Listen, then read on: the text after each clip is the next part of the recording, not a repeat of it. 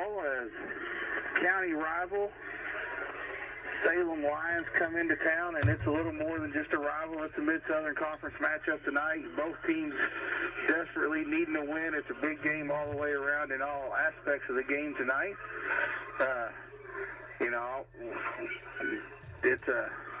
It's a game that's a very emotional game, Wes. It means a lot to these boys, and I'll let you jump right into things, and we'll get into this ball game. Well, it's good to be back.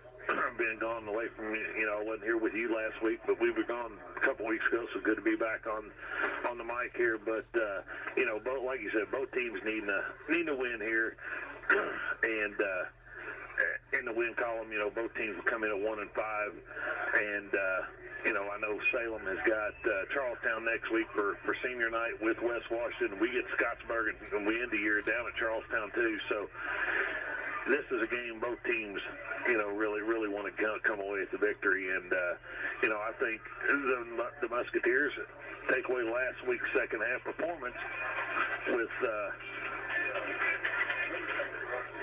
what we did down in North Harrison there. We played with them there for about the first quarter and a half, and then they just kind of ran all over us. But before that, the prior three games, we give ourselves a chance to win 3 ball games there right in a row. But I think tonight, like you said, the kids, both sides, kids got to keep their emotions in check and just come out and play the game.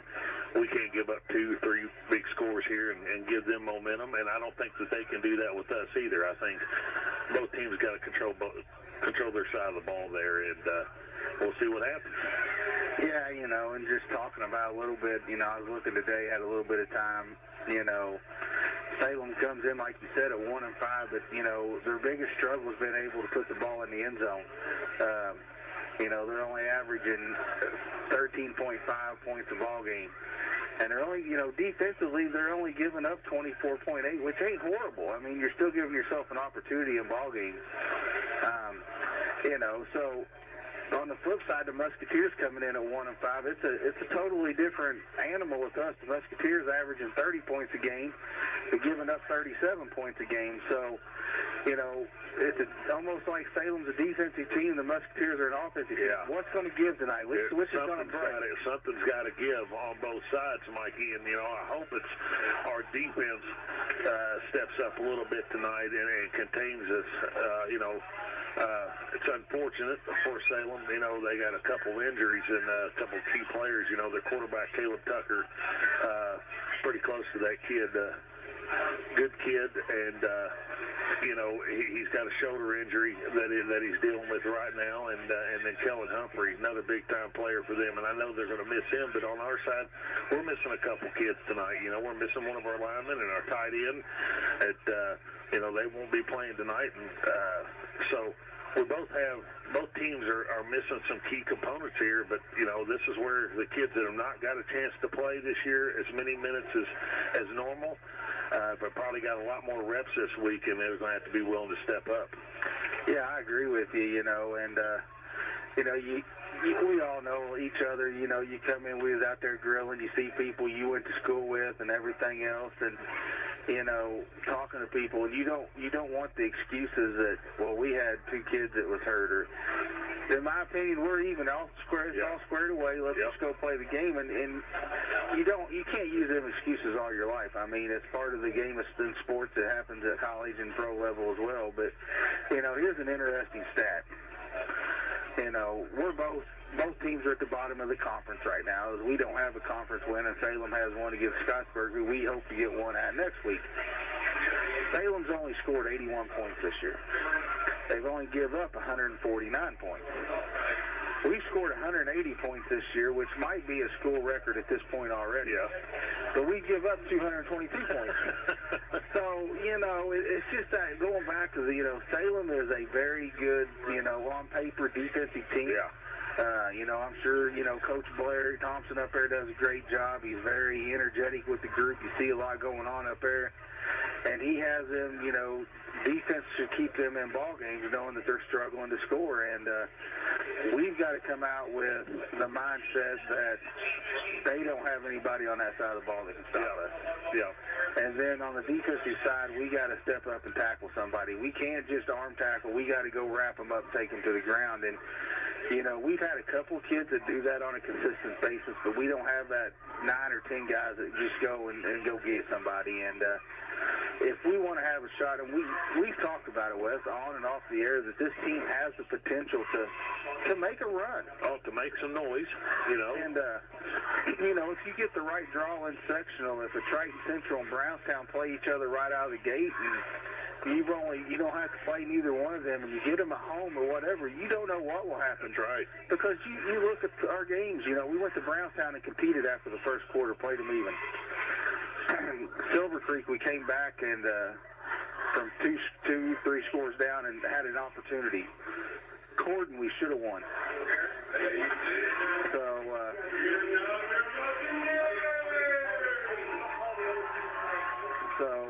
But as the Musketeers come out to the field here to take the final 4 minutes before the game, you know, we'll go to break, and when we come back, Wes, I'll give you a little opportunity to get your keys to the game.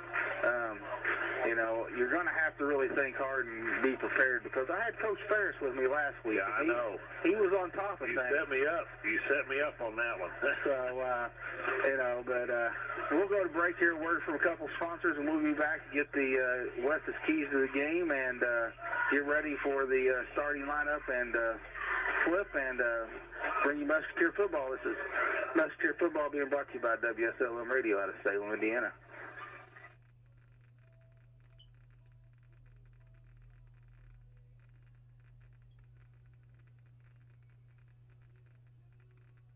After notching their first win of the season, the Colts stay at home this weekend as they welcome in the Tennessee Titans. This is Matt Taylor, and join me, Rick Venturi, and Lara Overton on Sunday afternoon in downtown Indianapolis. The Colts look to snap a 3-game losing streak to their division rivals from Nashville and win back-to-back games for the first time this season. It's the Colts and Titans in a pivotal AFC South showdown with countdown to kickoff starting at noon with a game to follow at 1. Hear every play on Sunday right here on the Bell Tire Radio Network. After notching their first win of the season, the Colts stay at home this weekend as they welcome in the Tennessee Titans. This is Matt Taylor, and join me, Rick Venturi, and Lara Overton on Sunday afternoon in downtown Indianapolis. The Colts look to snap a 3-game losing streak to their division rivals from Nashville and win back-to-back games for the first time this season.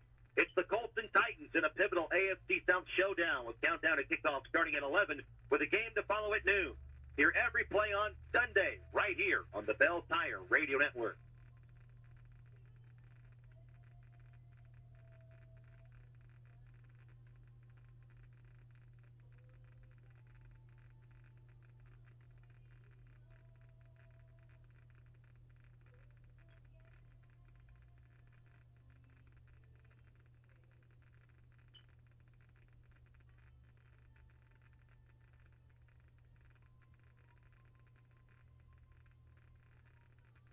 Remember when you had your birthday party at McDonald's, playing with your family and friends, enjoying cake and that one-of-a-kind McDonald's food and drink? If you're looking for a fun and safe place to have a party for your children or grandchildren, look no further. Party time is back at McDonald's right here in Salem, Mitchell, and West Baden. That's right. Hosted birthday parties are back, baby. Call event coordinator Renee Lewis at 812-788-0126 to schedule your birthday for Salem, Mitchell, or West Baden today. The party includes food and drink for up to 10 guests with your choice of white or chocolate cake, ice cream for each child, a gift for the birthday boy or girl, goodie bags for each child, and a festive decorated party area. Parties at Salem allow children to play, while the McDonald's in Mitchell and West Baden will feature age-appropriate games. Let McDonald's make your child's next birthday party stress-free for you and fun for them. Call Renee at 812-788-0126 today and get your next party on the schedule at McDonald's. All right, welcome back here to Eastern High School. Is about ready to have the captains walk out and get the coin toss here as we're down to under a minute to go in warm-ups. Wes, what's your keys to tonight's ball game? Well, I think one of the biggest things, Mikey, you got a brand new quarterback in here for Salem that's going to be a sophomore, and Adam Mull. We don't want to give him any confidence right out of the gate there. I think we need to get to him early and put some pressure on him. Again, need to limit our turnovers or penalties, and take care of the football. Don't put it on the ground, and need a big game out of Cody here. A good called game here, good decision making here, and I think we can come away with a victory tonight. Yeah, I agree with you. And I'm going to take a minute here. It's senior night here. Congratulate these seniors that we have. I don't know the exact number. I believe it's 7, 8, something like that, seniors we have. But we want to congratulate them and appreciate all the hard work they've done and their work and effort into the football program. And some of these boys we'll see a couple more times this year on senior nights in basketball, baseball, and et cetera. But we wish them the best of luck at whatever their next adventure will be. And then to Salem as well. I know they don't have a lot of seniors as well, and a couple of them hurt tonight, and you've mentioned that, but we wish them the best of luck as well. Yeah, I'll go through the seniors here real quick while we're getting the flip, Mikey. Caden Gibson, number 8, a senior. Andrew Adams, number 20. Zach Fickus, number 25. Alex Howard, number 28. Nathaniel Coates, number 40. Miles Shepard, number 51. Devin Terry, number 60. James Hardy, number 64. Talon Smith, number 68. And that rounds out all the seniors we got. But again, Mikey, like you said, we appreciate their efforts and their 4 years and their time that they put into this program. And I think, kudos to them. I think it's starting to show a little bit. It's paying off for us. We're starting to compete. Kids are excited about coming out and playing football. Talk a little bit about Chase. He's excited about playing football. There's some excitement with those younger grades about getting up here and be able to put on this varsity uniform and be able to play. Yeah, and you got to give a little credit to this group here that's on the field is they're in touch and really involved with the middle school group. They practice together. I know Chase comes home and talks about Garrett and Braden and Caleb King, and he really looks up to them guys, and he's excited 2 more years he gets to play with Braden and Garrett and Cody and them guys. And but Musketeers will receive first as Salem will set the kickoff here. Kicking for Salem will be number 10, Johnny Talley. So back for the Musketeers, it'll be Jury and Adams. Yeah, it's Adams. Salem goes to an onside kick, and I believe the Musketeers will get it. Good little strategy there. Yeah, Salem come out of the gate. We wasn't prepared for it at all. We sure wasn't. I'll give kudos. I was up at Salem for the middle school game last night, and, our field's in a little better shape than ours is right now. I mean, our field looks good. You could tell it's fall. It's starting to turn a little bit, but, their field was tore up a lot more than ours is. It looks good. So, kudos to the grounds crew. Well, here we go, Mikey. So, first offensive possession for the Musketeers. Bandit in the shotgun. He's got split backs in Jones and McBride. They get handed off to Jones. He's off the right side. He's going to get about 5 yards out to midfield, about the 50. Good start right there, Wes. McBride's kind of thrown a wrinkle in this here the last couple of weeks, with this new formation that they put in here. And, and we got Caden Gibson checking in for McBride, and he kind of adds a little bit more dynamic to what they try to do here. And as you go to 2 wide receivers on the right side with Gibson and Adams, and then Garrett on the left side here, back to Braden Jones, and he's going to get enough for the first. He just blew somebody up. He just knocked him over till he got to the first down marker. So, first down by Jones. And I think something we didn't really talk about, but if we can control the clock and just keep the ball on the ground, and we've got a passing attack, mix it up and keep them, unbalanced. I don't know if they've seen an offense like what we have. Now you got Gibson and Drury on the left-hand side here. Adams by himself, back to Jones again, and he's going to grab a about 3 more here.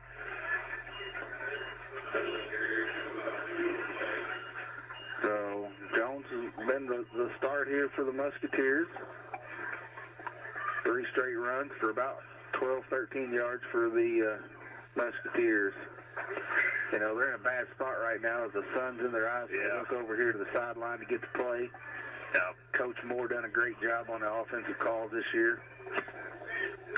So here's Bannett with Jones in the backfield with him.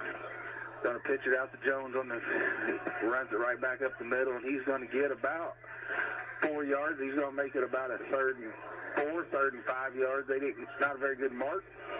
About a 3rd and 5. So see what the Musketeers do. You know, I think this is a big statement possession to go down and score on it. Oh, yeah. Absolutely. And I think you're in 4-down territory, almost to the 40 right now. Here's Bannett. He steps back. He's going to throw one. He's got time. He's going to be sacked. Pretty much back to the line of scrimmage, wasn't he? Yeah. The original line of scrimmage, Yeah. so a loss of about 5 yards there. So it's going to be a 4th and 10.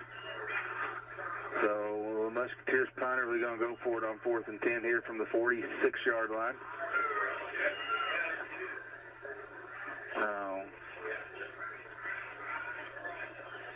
You know, first down is big for the Musketeers. Stop it's huge for Salem right here. Yep. There's Bannett. He's going to roll out here to the near side looking. Finds it over to Jury. He's going to be, it looks like he's going to have enough for a first down. Right at the marker.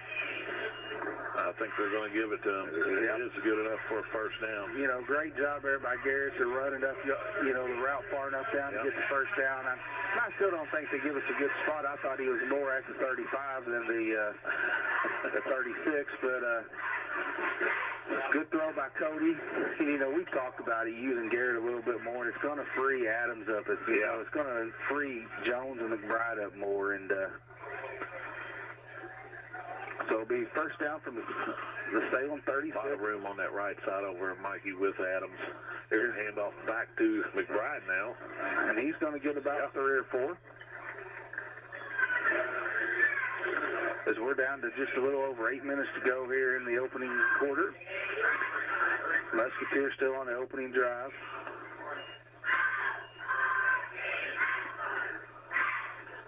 So we got it 2nd and 7 from the Salem 33. Bannett rolls, puts it out to the right, goes to Gibson. Gibson's going to have enough for a first down. Right at the first down marker, and it will be a first down for Gibson. Good play right there for the Musketeers.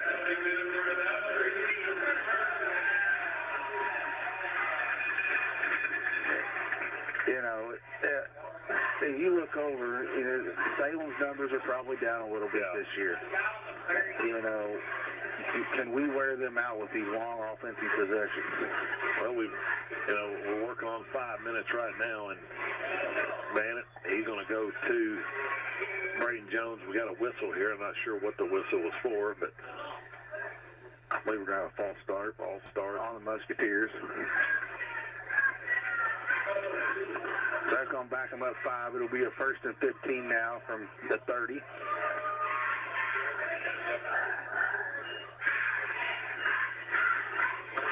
You know, Salem showed blitz for the first time, and we got a little antsy there.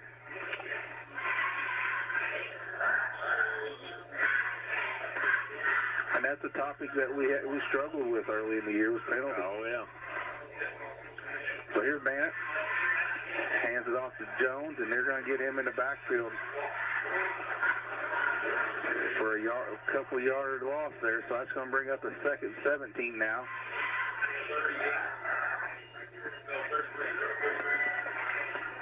You know, the penalty and then a loss, you know, now you're setting 2nd 17, so. Almost 2nd Borden.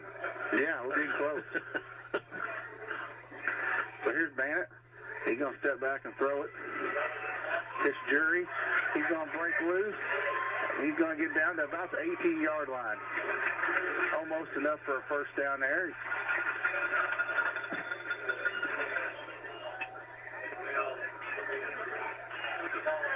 Well, it brings up about a 3rd and 4, Mikey? Close to it, yeah, I would say so.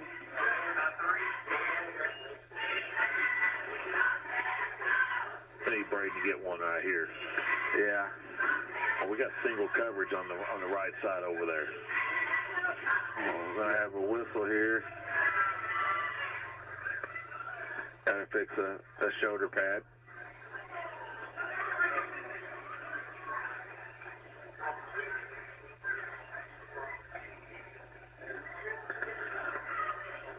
So a 3rd and 4 for the Musketeers from the 18. We've ate off half this quarter, Mikey, already. There's a fake. Bannock keeps it himself, gets a block, and he's going to take it in for a touchdown. Good block by Garrett right there. Yeah.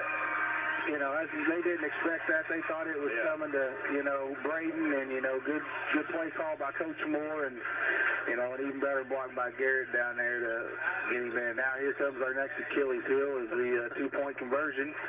The Musketeers ate off 5 minutes and 59 seconds on that drive to score here.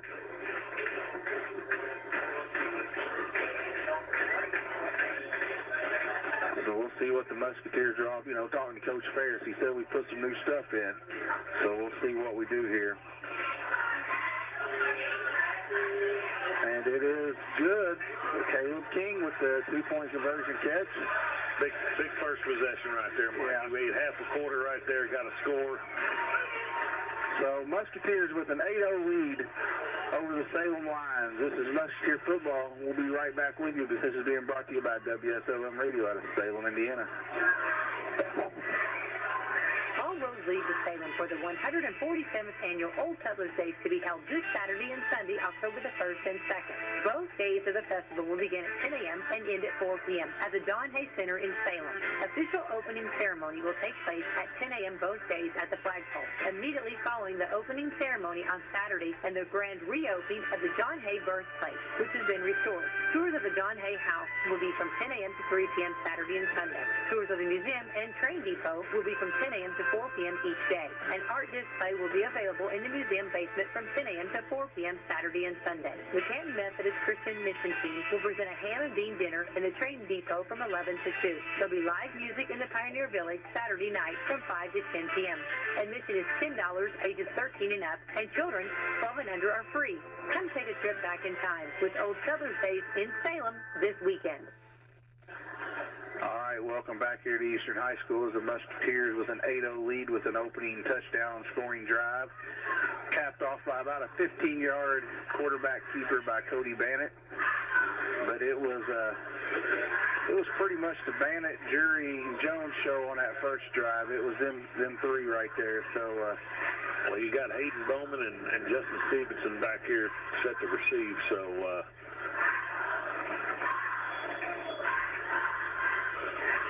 here's the kick. The short kick here. Bounces off. Oh, and I believe Salem did recover it. Well, I haven't ever seen that one, but wow, off the helmet, up in the air. That could have been disastrous for Salem. Wow.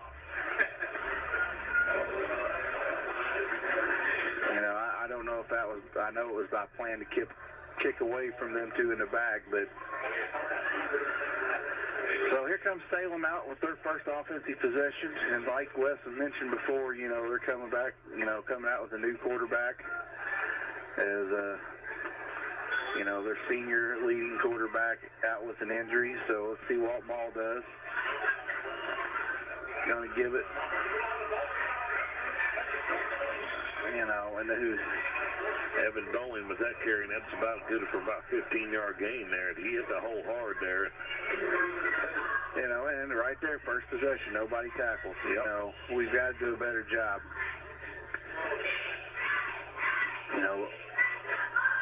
You can't let Salem hang around if you want to have an opportunity. So here's Maul in a shotgun. Going to have it Stevens again, and Caleb King is sitting there waiting on him for about a yard gain. Actually, it's about 3 or 4, Mikey. Yard gain. They give him a good spot. So 2nd 6 from the Eastern 43, 44. You know, these guys, you know, we're going to have to play a little more linemen, you know, taking up for Aiden being out and both sides, you know, so we're going to stay fresh. Ball again. Here's another handoff. We're going to have a flag.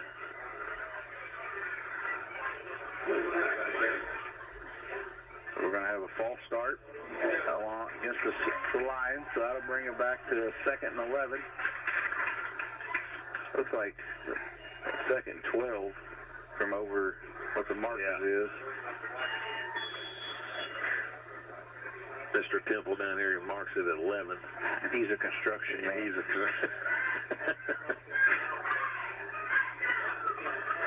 So 2nd 12.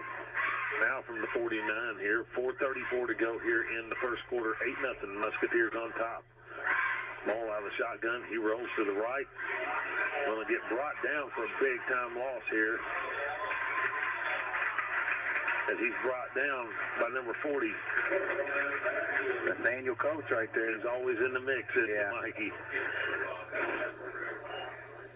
So, forward progress got him only about a 2 to 3 yard loss instead of about a 5. So that'll bring up a 3rd and about 15 now. Now, here's a big play right here, Mikey. Yeah. You know, we got them back to the 3rd and 12 here at midfield. We don't need to give up a big play because I believe they're in punt. They're in punt territory right now. And our defensive line has got through the last 2 times, you know. Pressure this young quarterback. He'll step back and throw. He's going deep. And it's no good. Pass was intended for number 3. That's Shockey. And Harley Shockey. Nice arm by the sophomore there. Yeah, and a lefty. Yeah. So, looks like number 20.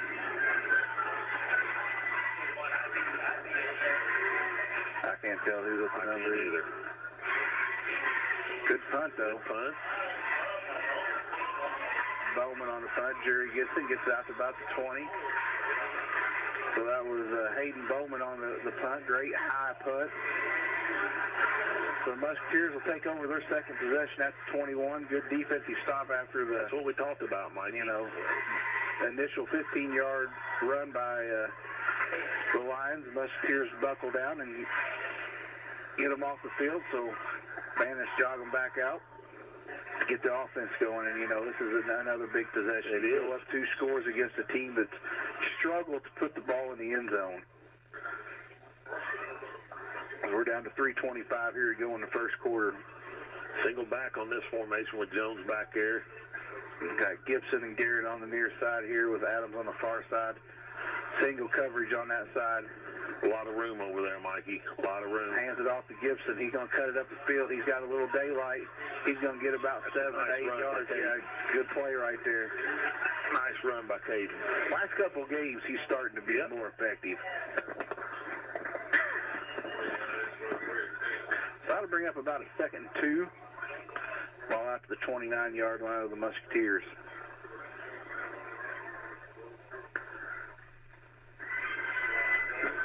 So Gibson and Jury on the near side, Adams on the far side, along with King at the tight end position.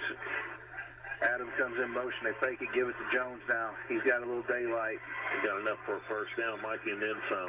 Yeah, about another 5-6 yard gain right there for Jones. And, you know, the big thing there, too, is if you're not thinking about it, is their defense didn't get much time to rest. No. They ran 4 plays and was out. I mean, yeah. So,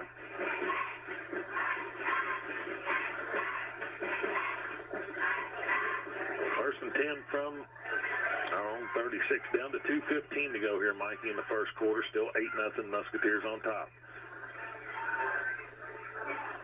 Banna fakes it. Hits Gibson on a wide receiver screen, and you know they ran that last week and didn't get much out of it either.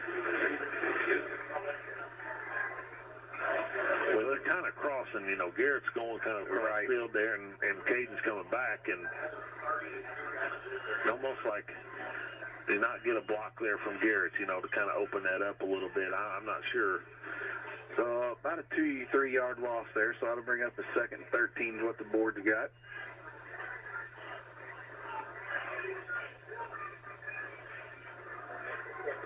Now we got a lot of room. Look how heavy this side is over here in the defense, Mikey, and you got Adams over on the right side. Here's a handoff now to McBride. He gets hit, breaks a tackle, shoots up the sideline here, and close to first down. Going to be a little bit short.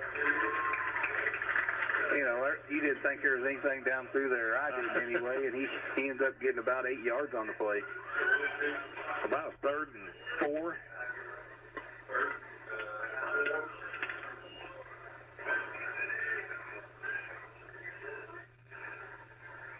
So I think you got to look at that right. Well, they're kind of heavying it up.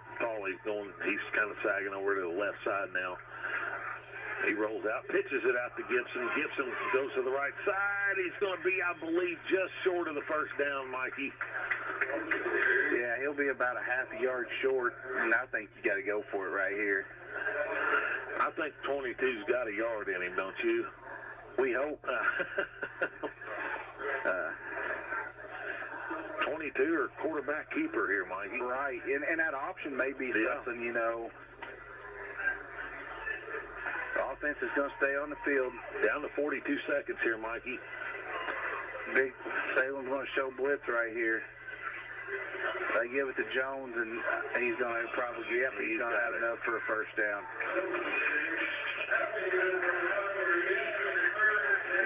And that's a backbreaker for Salem. Oh, yeah. They were bringing the house and couldn't, get him stopped. So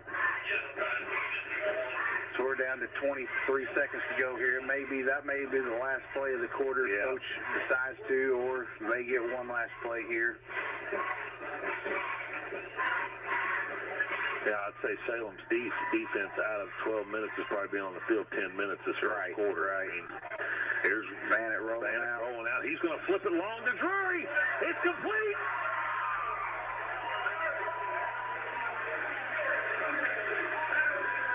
That's a great throw and a great catch right there. And I'm not saying it because you're here with me, but he talked about they were together last night. Bannett and Jones and Garrett, and Bannett said, "I got to throw it to you, boy. It's on me, son." And he's done it here in the first quarter, So at the end of the first, the Musketeers up 8-0, knocking on the door for another touchdown. We'll step away and hear a word from one of our sponsors. This is Musketeer Football being brought to you by Wslm Radio out of Salem, Indiana. It's no secret that people are taking advantage of early voting in Indiana. Early voting starts a month before the traditional general election on Tuesday, November the 8th. Wslm has helped educate the Kentuckiana community for the past 69 years. One of the ways we've done is to host our political forums to introduce the public to our candidates. We thought we'd serve the public's interest in hosting our next political forum on Monday, October the 10th at 6 p.m. at City Hall, which will help you get to know the candidates before making a decision during early voting. Early voting in Indiana begins Tuesday, October the 11th, and continues through November the 7th at noon. Regular voting hours for general election are from 6 a.m. to 6 p.m. on Tuesday, November the 8th. All registered Indiana voters are eligible to vote early in person. We invite all local candidates to attend this forum, so you can either meet them in person, listen to them on the radio, or online. Then maybe you'll be able to make a better decision to pick the right person to lead your communities and schools. Just another way that Wslm is working to be our community leader. All right, welcome back here to Eastern High School as the Musketeers lead the Salem Lions 8-0 after the first quarter, and Musketeers knocking on the door again down at about the 14-yard line after about a 25, 30-yard pass play to Garrett Jury, who's probably got 60 yards here in the first quarter. So, the score right here, Mikey, is big. I mean, it absolutely, we talked about it when we come on. Whoever gets the advantage out of the gate here, it's going to be deflating for the other team. Here's Bandit. He rolls right, looking, flips it out to Braden Jones, and he's going to run it in for a touchdown. Yep. That'll make a 14-0 Musketeer lead with 11:52 to go here in the first half. Here's the thing, Mikey. I'm just going to be honest with you. If we can take care of the football, I mean, we're going to have some opportunities tonight to score. You know, we've showed that we just can't put the ball on the ground and throwing interceptions. And I agree. Kudos to our line.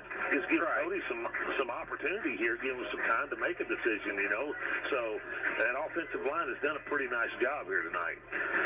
So Musketeers going to go for the 2-point conversion. Bandit's going to keep it fake, kicks it out to Braden. He's going to get in.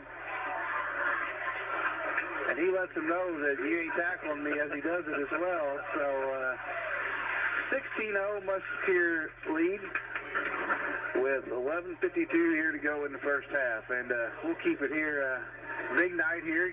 Senior night. Got the cheerleading clinic going on. Got all the elements. There is. How many hot dogs you cooked? We cooked 120 hot dogs for these little girls. But I mean, they're fired up. They got a 100-yard dash going on. That's about how long as many of them is down there. They're doing the jumping jacks with them. Oh, yeah. My daughter's down there. She'll be wore out if we score much more. But they're excited. She's been looking forward to this. You know, Coach Rice does a nice job with the cheerleaders. Want to give a shout-out real quick to the volleyball team who won the Southwestern Volleyball Tournament last weekend, going 4-0 up there, defeating South Central Trimble County, who was runners-up in 1A this year in volleyball down there. And makes it even better when it's family you're playing against. But, you know, and then defeating the host Southwestern, and then beating a very good Madison Shaw team in a 3-game set up there for the championship. So I believe that's the first time we've ever won that thing up there, Mike. I believe you're right. And, you know, I believe we're right at 500 right now. We got 3 home ball games left in the regular season. Monday night here against Crawford. Tuesday night we play a very good Christian Academy team, and then we'll have senior night Thursday night against county rival West Washington. Sectional draw is Sunday. So come out and support these girls this week. I know they would appreciate it. So we're set for the kickoff. Gilstrap to kick off. He's a little squid kick down, picked up by number 3, Shockey, and he's going to be knocked out at about the 39-yard line. That's where, you know, the boys' tennis team finished their season up Wednesday night, went down to Floyd Central. Got defeated by North Harrison. But good season, thanks to Coach Nash, you know, stepping in, first-year coach this year with these boys. Young team, got a lot of kids. I believe everybody's coming back next year. I don't think we had a senior on the team this year, so thanks to him and the boys coming out and their efforts, but their season comes to an end Wednesday night down at Floyd Central. Here's a handoff here to Evan Bowling. Well, same way they started their first possession, but he's only going to get about 8 on the play, 7 maybe. Band, I know the band's had a great first start to the season. Did they perform this weekend? I think they got a second and 2 first place, I think, Mikey. They got first place down at Floyd Central. They're off this weekend. They go to Jasper next weekend. Depending on how they do there will depend on if they go to the state finals up north somewhere. Okay, so, you know, good job by Mr. Lindley and the band there. They're going to perform. They got their full set. The gunner was telling me they got their full performance all added in. So they've been adding stuff every week. So tonight will be that's it. That's the big thing tonight. So looking forward to seeing that. So Salem gets the first down and crosses midfield to the 49 on a Stevens 4-yard run. Musketeers got to buckle down again here defensively as we're down to 9 seconds on the play clock. Ball in the shotgun. Going to hand it off to Stevens. He's going to come here to the near side. And he's going to get over here and be tackled by a jury, and then gets a little reinforcement coming in there is number 20. No, that's Caleb King coming in. So another first down run for Stevens. Evan Bowen. Oh, Bowen, I'm sorry. Bowen. So we got to figure out an answer there. He runs hard. I mean, he does run hard. So Salem breaks out of the huddle.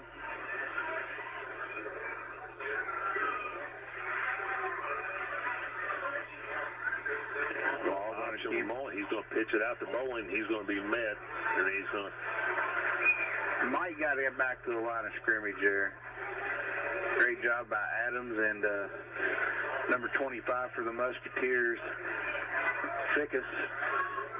Zach, senior. You know, these seniors want this game. Oh, yeah. Oh, yeah, they've never beaten Salem. And talking to Adam, I think the last time we beat Salem was either 2011 or 2012, he was saying. So it's been a long drought here against the Lions. And so it's a yard loss. It'll bring second and 11 up from the 39. Shockey in motion. Going to go out to the wide. He's going to catch it. McBride's going to be there for the tackle. Going to be about a 6 or 7 yard pickup.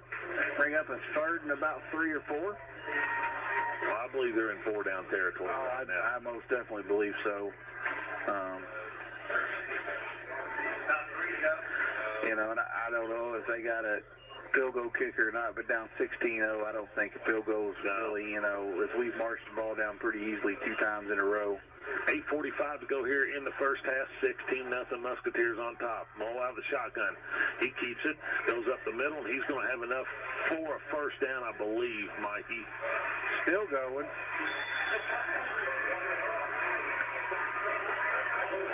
Musketeer defense got tightened up here, Wes. Yeah. So first down is going to move it down to about the 24-yard line.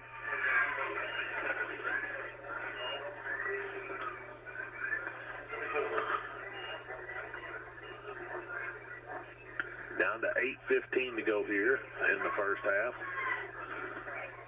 Lions moving. Ball out of the gun. Hand off to Bowling again, as he's going to get enough for about 3 or 4 on that carry.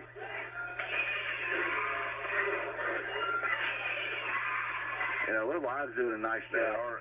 They are. They're opening up holes for him. And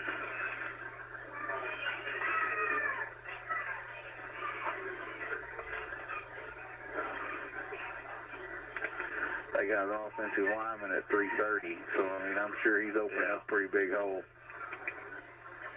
56. Yeah. Parker Boulay. So second, 7.5 minutes to go here. There's a pitch out to Bowling. He goes to the left side. He's going to get a couple, I think, Mikey.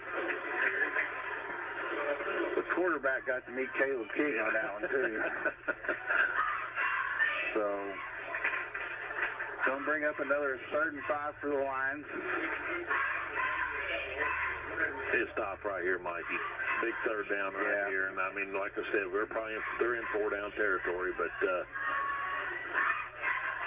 you know, I've been, you know, pretty impressed with the Mall kid. He's held his composure very well and not tried to do too much here. He's going to throw it. Touchdown, Salem. So that's Stevenson there with the catch.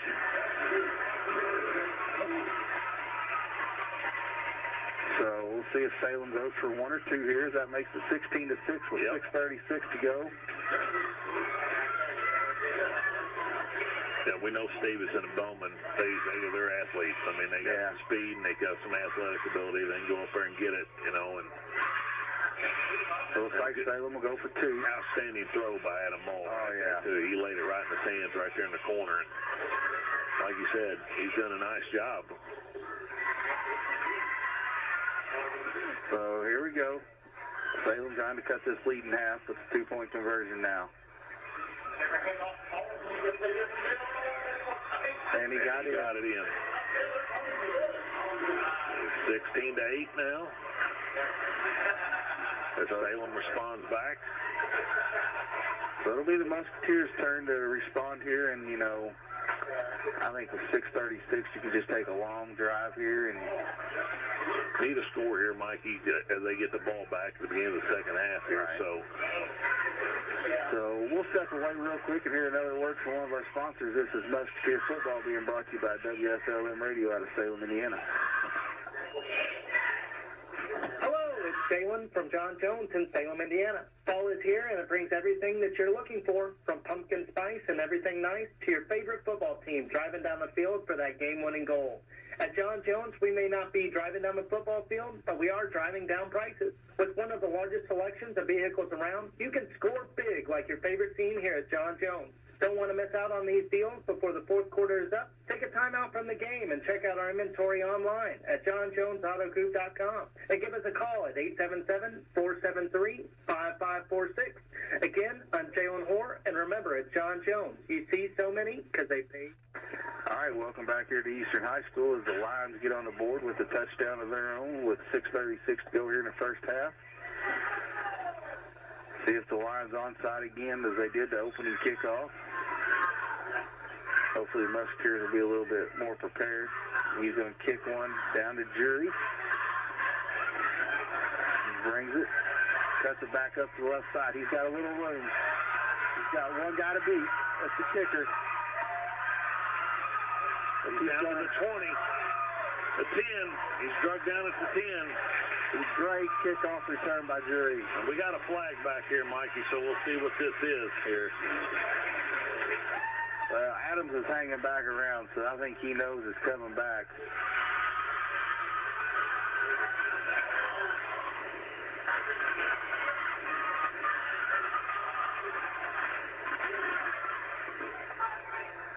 They're motioning him down. I guess it's against the Lions.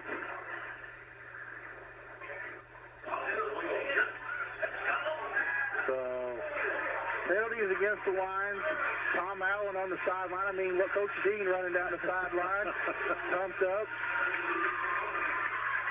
So, Musketeers in business again. That was about a 70-yard run by Jury there on the kickoff return. He would have had his mom's speed. He would have went to the house. I know he's blessed with his dad's speed, and he kind of hung him up there.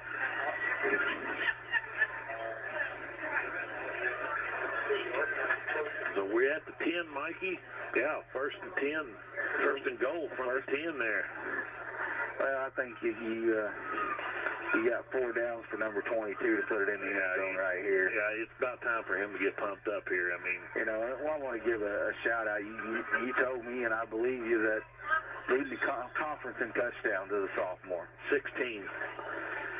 So here's Bannett with Jones to his right. Bannett's going to come out, close it over to the corner, just out of the stretched arms of Gibson, I believe. A good throw, just a little bit, let him a little bit too much. So that'll bring up a second and goal. Bannett had a little blindside pressure coming. I don't know that he knew it was coming, so I don't really mind that play call because I don't think they expect him to come out and throw right there.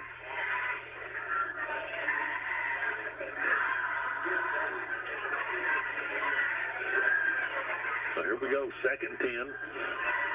There's Bannett. He keeps it, and he's going to be brought down for a big loss here. You know, and this is the thing now. You can't go this far and not score. Well, we got a flag on the play. I believe it's going to be unsportsmanlike conduct on the Lions. Well, that's a big play right there if that's the case. That's going to be an automatic first down. Yeah, and that's going to take us probably inside the 5, or right at the 5 if that's the case. But I've seen the Musketeers clapping. So here get the all. Yep. Unsportsmanlike penalty by on the Lions there, unsportsmanlike. Well, Coach Thompson won't be happy about that. You know, So that puts the ball at about the 6-yard line, and it's going to be first and goal again.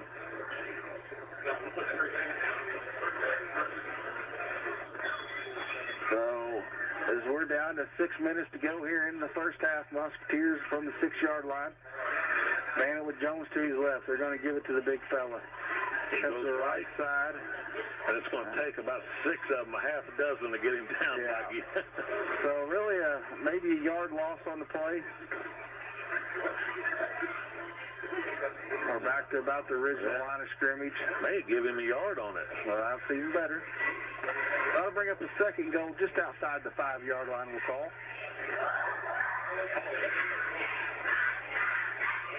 You know, this is where I'd really like to see McBride in there just to mix it up where they don't know where we're going. Yeah. Because right now they know if we hand it off, it's going to Braden. And we're going to have a timeout. Coach Dean wants a timeout, Mikey. So we'll step away here, work from responsible. 5:14 to go in the first half. Musketeers on top, 16-8. You're listening to Eastern Football, WSLM, out of Salem, Indiana. Hello, it's Jalen from John Jones in Salem, Indiana. Fall is here, and it brings everything that you're looking for, from pumpkin spice and everything nice to your favorite football team driving down the field for that game-winning goal. At John Jones, we may not be driving down the football field, but we are driving down prices. With one of the largest selections of vehicles around, you can score big like your favorite team here at John Jones. Don't want to miss out on these deals before the fourth quarter is up? Take a time out from the game and check out our inventory online at johnjonessautogroup.com and give us a call at 877-473-5546. Again, I'm Jalen Hoare, and remember, at John Jones, you see so many because they paid so little. All right, welcome back here to Eastern High School as we got 5:14 to go in the first half. Musketeers with a 16-8 lead. Got a second and goal, I believe, from the 6. On the board, they got fourth down. It should be second down, right, Mikey? I believe so. After the penalty, it should have given an automatic first down. They got fourth on the stick over there as well. I just don't know how it wouldn't have been a go back to an automatic first down after the penalty. That's what I'm thinking. So we'll see what happens here. Let's just punch it in and we ain't got to worry about it, Wes. There we go. So Jones, Bannett, goes in the end zone, touchdown, Andrew Adams. Great footwork. So, second, fourth down, it doesn't matter. Musketeers score to make it 22-8 with 5:09 to go here in the first half. There's our sniper, Mikey. Yeah. There's our... So, Musketeers score their third touchdown on their third possession of the game and going to try to convert the two-point conversion. 22-8 now, 5:09 to go here in the first half. Jones has been pretty quiet here, Mike, in this first half. They contained him. They've done a nice job, but, you know, the passing game has really affected him. So we're down to 15 on the play clock. Here goes Bannett. Well, they're stacking the box up here. Here's Bannett. He rolls out, goes up the middle, and he's going to punch it in. He's in.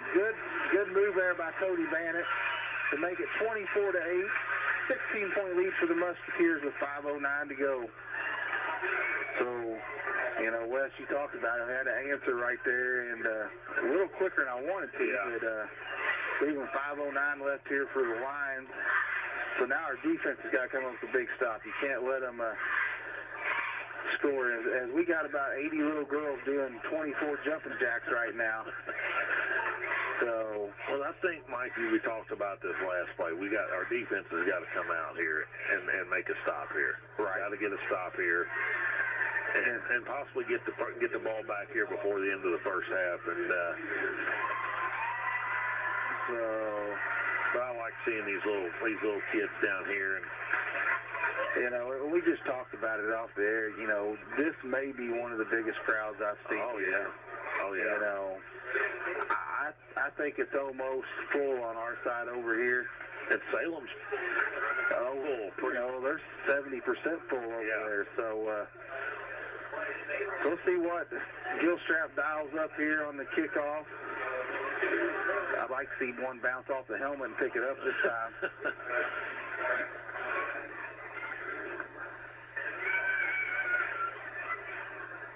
So Musketeers set the kickoff with a 24-8 lead, 5:09 to go in the first half. Connor Gilstrap. Onside kick. I don't think it went far enough. He was close. He was about a yard short of it getting there farther enough. So that'll be a good field position for the Lions. Pretty good onside kick here because Salem really didn't move. No. If he would have let it go about 2 more yards.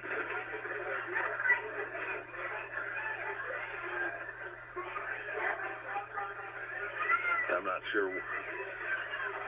Yeah, it'll be Salem ball from the Musketeers 49-yard line.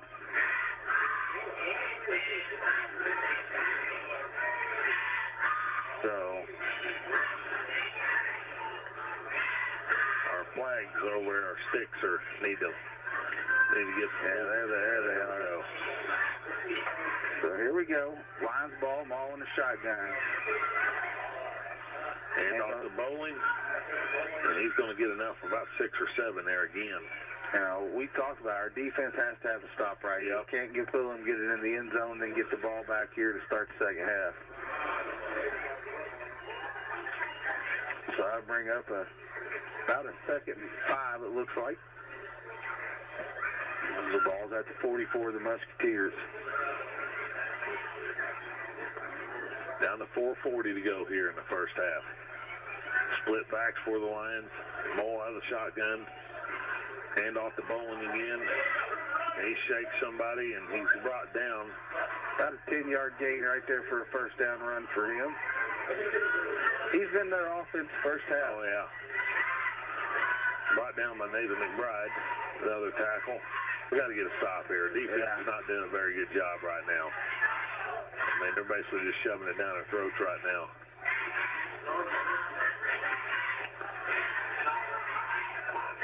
So here we go. Split backs again for the Lions.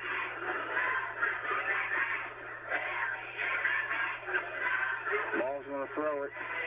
Throws it up. It's going to be overthrown to number 4, Stevenson.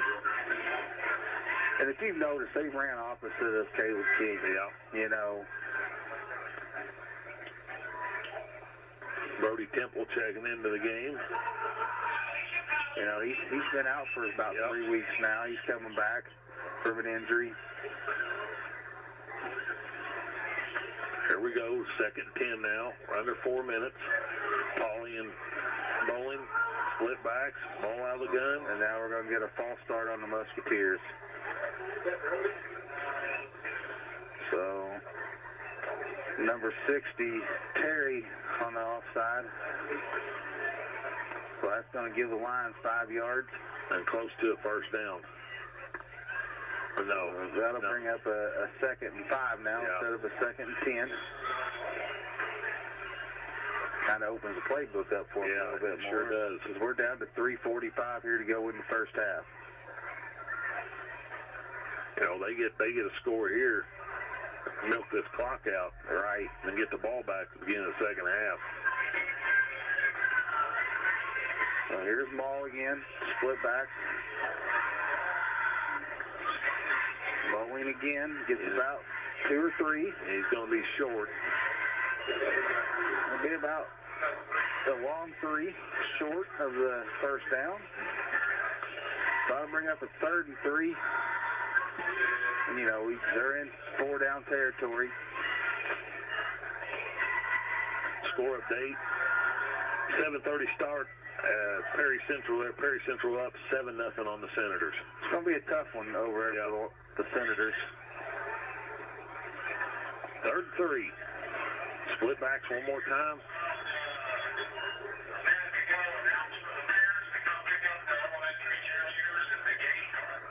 Not sure. We got a false start on the Lions. It's going to back them back up.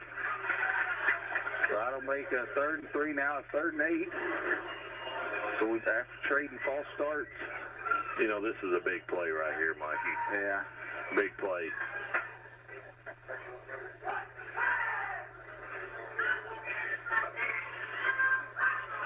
Do we have hired coaches in the stands, Mikey? We got some of the best. You know, and it's exciting. Oh, yeah. You know, and absolutely. I love it. So I believe Coach Thompson's decided he's going to take a timeout with 2:47 to go. We'll step away and hear a word from our sponsors. This is Musketeer Football being brought to you by Wslm Radio out of Salem, Indiana. After notching their first win of the season, the Colts stay at home this this weekend as they welcome in the Tennessee Titans. This is Matt Taylor, and join me, Rick Venturi, and Lara Overton on Sunday afternoon in downtown Indianapolis. The Colts look to snap a 3-game losing streak to their division rivals from Nashville and win back-to-back games for the first time this season. It's the Colts and Titans in a pivotal AFC South showdown with countdown to kickoff starting at noon with a game to follow at 1. Hear every play on Sunday right here on the Bell Tire Radio Network. After notching their first win of the season, the Colts stay at home this weekend as they welcome in the Tennessee Titans. This is Matt Taylor, and join me, Rick Venturi, and Lara Overton on Sunday afternoon in downtown Indianapolis. The Colts look to snap a 3-game losing streak to their division rivals from Nashville and win back-to-back games for the first time this season. It's the Colts and Titans. All right, welcome back here to Eastern High School. Coming out of timeout, Maul will be in the shotgun with a single back. Fakes it, going to roll out here to the near side. We'll throw it, and it's going to be dropped by Bowman. So that'll bring up a 4th and 8. Big decision right here, which I think they got to go for it, don't you think, Mikey? I think a 2-score game right now, and you're only going to leave 2.5 minutes. You're banking on your defense to hold us. Well, they don't want to punish the jury. He done ran it back on them. Yeah, this is a big play for both sides. Yeah, huge. 4th and 8, 2:42 to go here in the first half. Musketeers up, 24-8 here. Split backs again. Throws it out to Bowman. He's got enough for a first down, and he's going to run it in for a touchdown.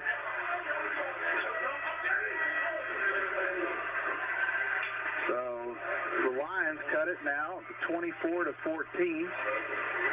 He cut the corner right there, Mikey, and he was gone.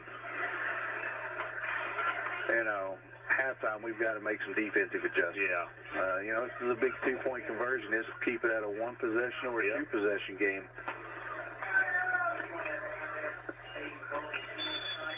Well, that makes it 24-14 here. Salem set to go for the 2-point conversion. He turned on the afterburner. Yes, he did.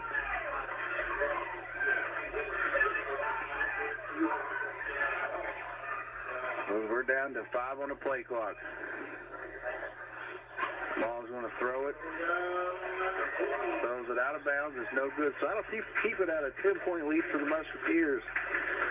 A 2-possession game with 2:33 to go. Still a lot of time for us to drive down the field to be able to punch one in here. Like Tom Brady. Give him 2 minutes. Yeah. Well, you know, if get Garrett to break another one this time. You know, do you try an onside right here, Mikey? Try to get a quick turnover and score. You know, we're getting the ball back at the beginning of the second half. I don't know if I would right now, for the simple fact if you give us the ball at about the midfield. Yeah. With 2.5 minutes to go, you're giving us a lot of time on a short field. I would try to kick it deep and try to keep us back where we got 60, 70 yards to go, and bank on your defense to hold us the last 2.5 minutes, knowing you're getting the ball back to start the second half.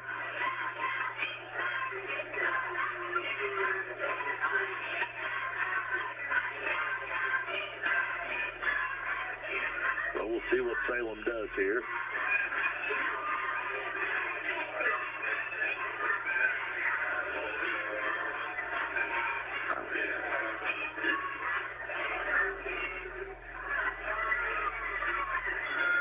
Salem ready to kick off, Mikey. Here's Talley. He's going to do a squid kick up the middle. Going to be picked up by Adams. Adams looking for room. Still on his feet. He's going to get out to about the 40-yard line. So with 2:28 to go, Musketeers has got to go 60 yards to punch one in here before the half. Man, it brings his offense back onto the field here. Let's see what Coach Moore's got up his sleeve down there, Mikey. Well, I almost think you've got to take a shot down the field with Adams. You haven't really thrown it. Yeah, looked at him. Besides the 2-point conversion, he's on this near side. You know, if he can beat Bowman,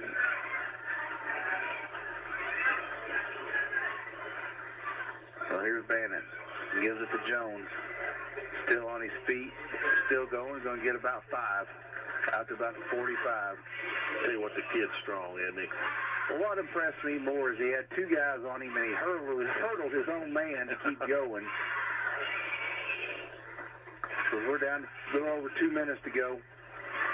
Got to have a little bit of pace here to be able to punch it in. Yeah, we got to go.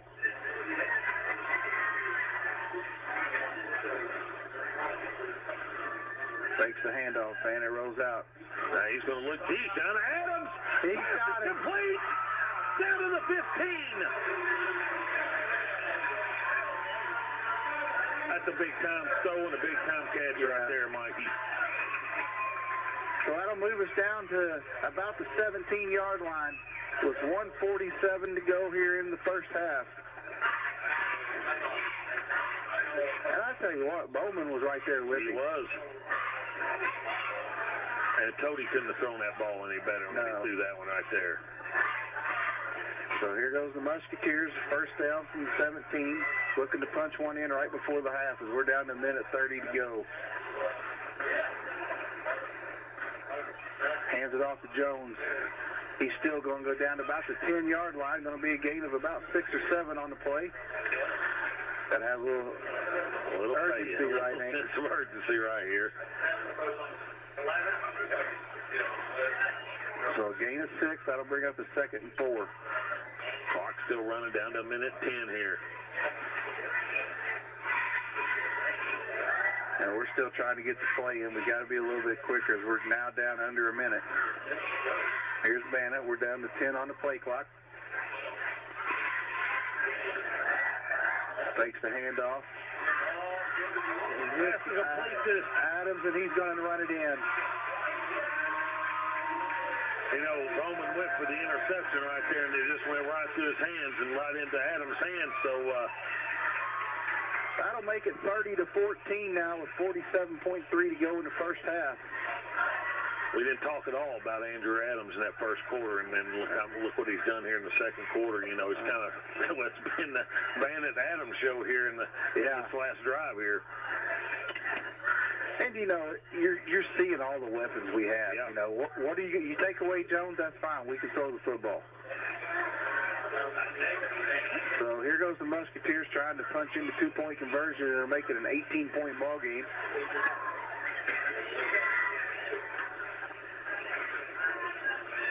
Bandit. We're going to have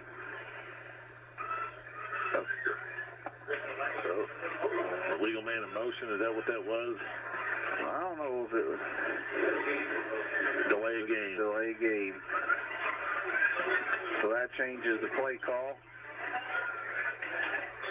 That'll move them back to about the 8-yard line now. We're down to 15 seconds on the play clock.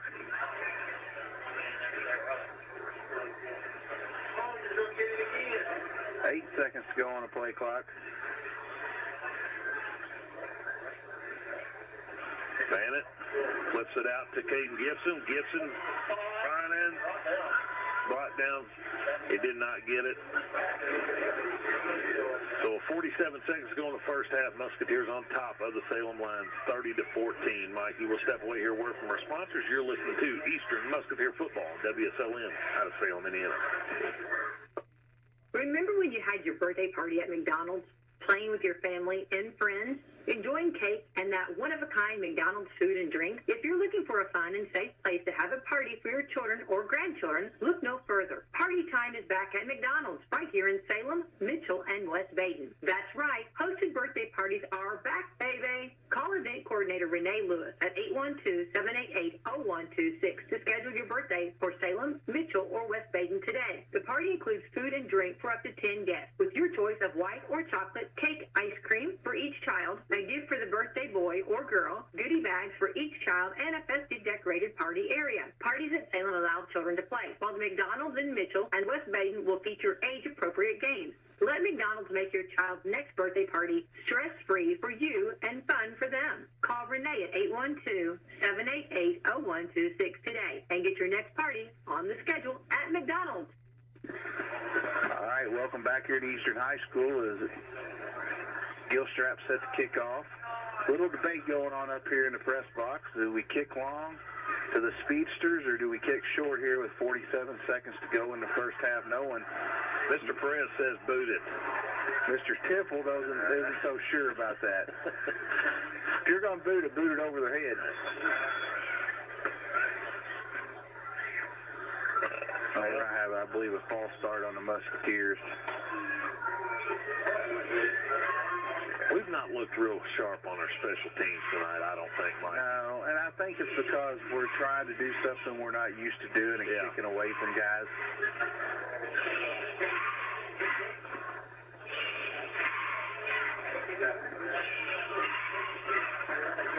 That even backs them up even a little bit more here, Mikey, so I think you got to boot it now. Or that or you kick it out of bounds and give it to them at the 35, and you're not in really no worse position than you would be if you kick it short. So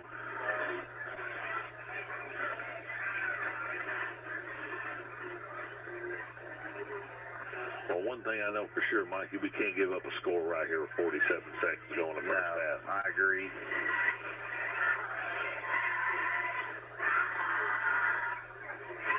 So Gilstrap again. A little kick to the sideline. That'll be picked up by Pauly. It'll be brought down by Garrett Drury.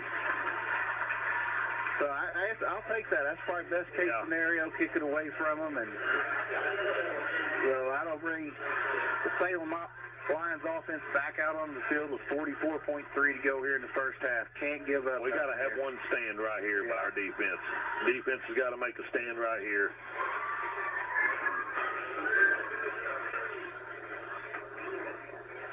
So here we go. You know, how conservative will Salem be? As they've got, looks like Stevenson and Bowman to the far side. Throw that wide receiver screen again, and Bowman's going to drop it. And I don't know. I believe they're calling that that should have been an incomplete pass. I don't think it was thrown backwards. But they're saying it is. They're another score update from Perry Central. Perry Central on top of the West Washington Senators, 20-0 now. Wow. I was talking to one of their assistant coaches over there last weekend, and he said, Perry Central real good. Yeah. They're going to have their hands full. So I'm sure there were some other teams in that conference that was probably wanting a little help from West Washington tonight, And 41 seconds, Mikey, second 10. I believe the Lions are going to take a timeout.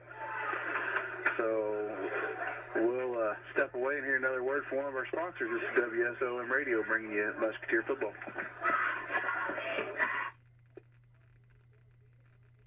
It's no secret that people are taking advantage of early voting in Indiana. Early voting starts a month before the traditional general election on Tuesday, November the 8th. Wslm has helped educate the Kentuckiana community for the past 69 years.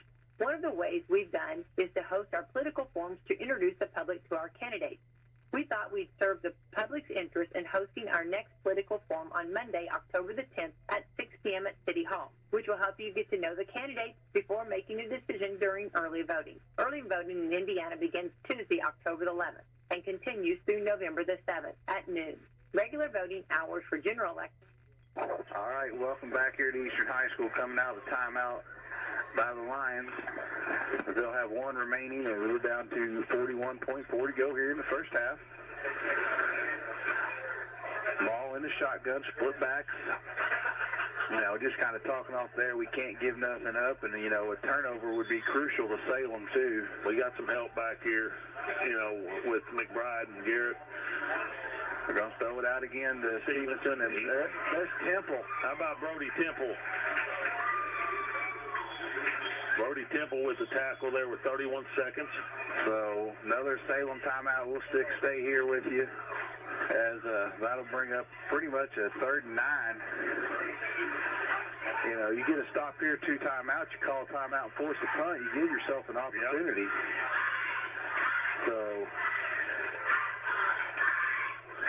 these little girls still cheering their hearts out, doing a great job down here.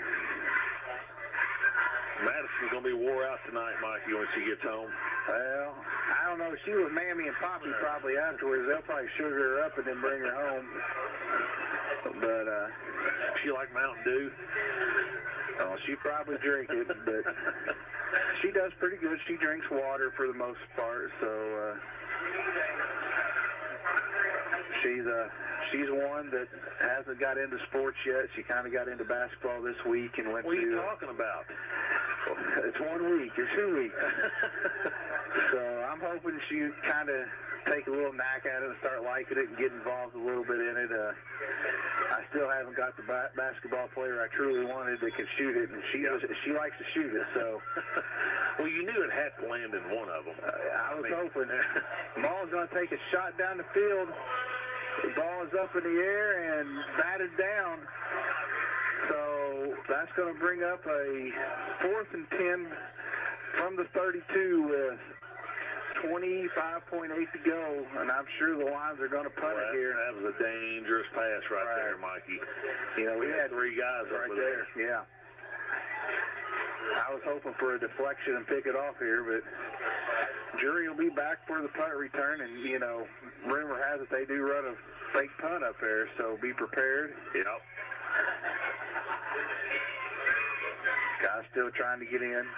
There's Bowman.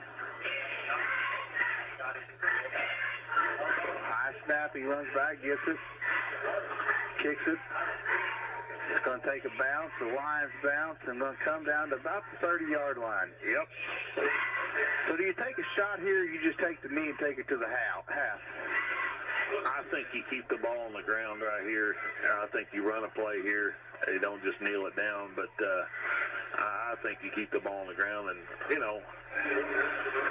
Well, what do you think? I think you take a knee because here's my reasoning. If you run a play and you fumble, they got an opportunity to run it in. We don't throw deep because then you're given a chance for a pick 6. As Coach Temple down here is wanting him to throw a long shot. He's wanting to go take one shot at it. So let's see what Coach Moore calls here, if he goes conservative or if he goes the Temple theory and goes for the bomb. Well, I think Cody's got a good enough arm to get it downfield here. We just got to make sure and give him just a touch of time here.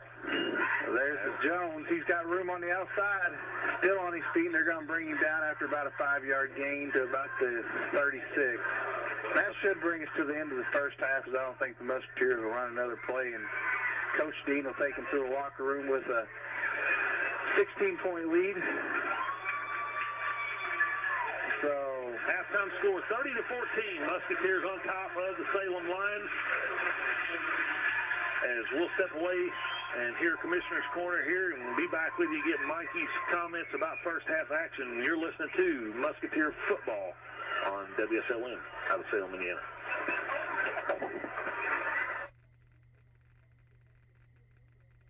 Let's get on our feet and give a big hand to the starting lineup at McDonald's here in Salem. The quarter pounder is coming on the field. Filet of fish and those golden delicious fries are warming up on the sideline. And it's now time for the Commissioner's Corner, an exclusive weekly conversation about Indiana high school sports with the commissioner of the IHSAA, Paul Neidig. Now for an up-to-the-minute report about what's happening in the constantly changing world of high school sports, here's Coach Bob Lovell with Commissioner Paul Neidig. Welcome back, everyone. I'm Bob Lovell. This is our weekly conversation with the Commissioner of the IHSAA, Paul tonight. And thank you so much for taking time. It's championship time. I'm looking at a schedule here and seeing that boys tennis, unified flag football, golf, cross-country sectionals. How am I doing at this particular time? Because this is a busy schedule for everybody involved, and we're going to be crowning some champions very soon. We are, Coach, and it's funny. We get up in the morning. I walked outside, and there's just that chill in the air that we associate with fall in this state, and that also means that tournament time is here. And you nailed it. I mean, we're going to crown our first state champions this weekend at Prairie View Golf Course with the girls golf state championship, and then boys. We have the tennis is starting tomorrow. Unified flag football, one of the best programs that we have going on. The unified programming is going to begin on Saturday with their sectional, but then it just comes. And every week we have another level of the tournament folding in, and the back room is full of trophies and medals right now, Coach, and we're ready to give those things out. I don't want to wax nostalgic too badly, but listen, you compete for championships, and I was fortunate in my high school career to play on 4 sectional championships at Plainfield High School, and even at this advanced age of mine, I recall that feeling, sharing that experience with my teammates, my coaches, my family, and everybody involved. And this really is, as cliched as it sounds, about lifetime memories. It is, and I often say that the memories of the individual accomplishments, whether you scored 30 points in a game or what round you shot in golf, those things fade over time. But the things that never fade are the relationships with your coach, with your teammates, and that celebration when you've achieved something that's on your goal list. And when schools do that, and then students do that, that goes in the bucket of lifetime memories that, those things never go away. The feeling never diminishes, and the ability to say I was a champion will be part of the things that people can talk about the rest of their life. As we do this, I'm sitting in my den in my home looking at the 1969 sectional championship game, and then you talk about memories, it's right there. I look at it every day, and I'm excited for these kids to go out there, and also those who are wrapping up their careers. You wrap up your career to play for a championship. That's a great way to end it. It is, and while we never want the end to come, but it does, and as life moves on, we know that, first of all, they've had a great career. They've had a better chance to be with their coaches, but, again, they have the moment to celebrate, but the thing that they carry with them is that ability to prepare, to participate, and to be able to win a championship. Mm-hmm. You really, truly are involved, and you learn that process to prepare to win, whether it come in the practice or the weight room or in the classroom or wherever it is. That what you learn at the high school level will carry you through the rest of your life. And that's the thing for me that, when I look at this, I do want to hand out those medals, but I think about every student athlete who participates in one of those tournaments. And I really think that they're so prepared to be able to contribute back in their communities, because let's face it, the vast majority of kids that participate, even at the highest level in our tournaments, are going to be back in their communities in 4 or 5 short years contributing. And they're going to contribute as the local HVAC repairman or the teacher in the classroom or the doctor of the community. Or you know what? Even a radio host may be the next one out there. Or the next. Make a better career choice. Yeah. But, they're prepared because they've been in an education-based system. Thanks for listening to The Commissioner's Corner with IHSAA Commissioner Paul Neidig and Coach Bob Lovell. And thank you for your continued support of the high schools in your community.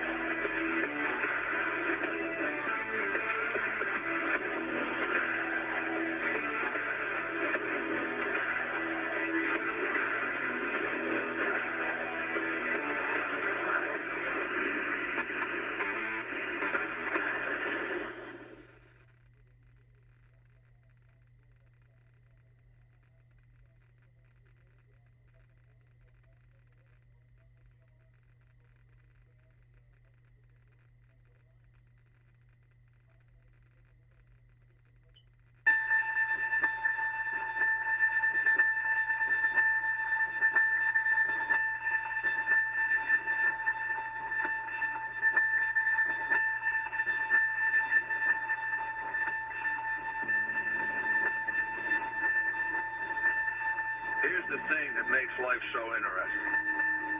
The theory of evolution claims only the strong shall survive. Maybe so. Maybe so.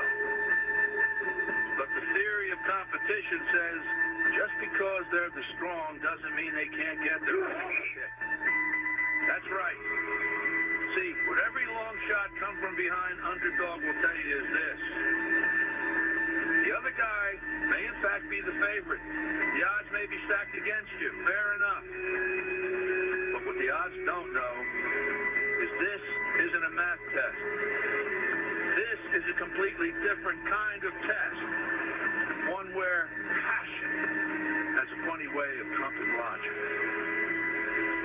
So before you step up to the starting line, before the whistle blows and the clock starts ticking, just remember, out here, the results don't always add up.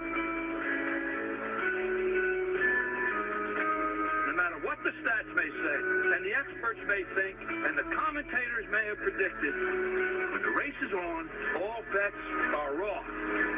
Don't be surprised if somebody decides to flip the script and take a pass on yelling uncle. And then suddenly, as the old saying goes, we got ourselves a game.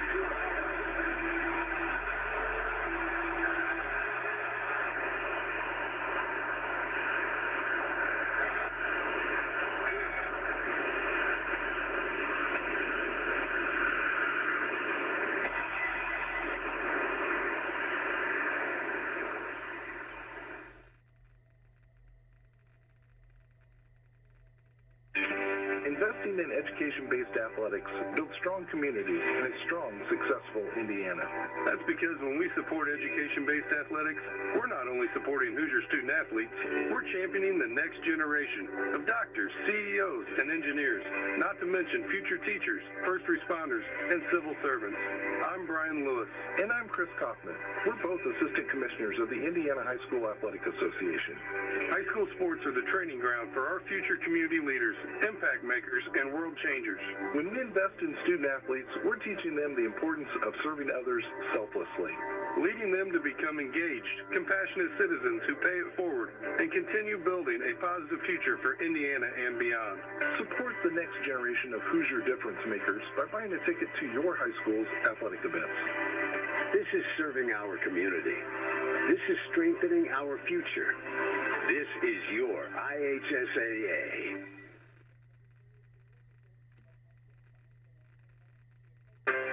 What separates high school sports from other athletic programs? We keep education in front of athletics. I'm Paul Knighty, Commissioner of the IHSAA, and I'm thrilled to introduce our new Assistant Commissioner, Janie Elmer, because I know she shares the same passion for education-based athletics. That's right, Paul. As a former principal, teacher, and Hoosier student athlete myself, I understand firsthand. All right, welcome back here at Eastern High School as first halftime is coming to a close. Good first half for the Musketeers, Wes. Yeah, it really was. I mean, other than a couple penalties and stuff like that, but offensively we were pretty spot on there, but defensively, as you talked about before halftime come, we probably need to make a few adjustments.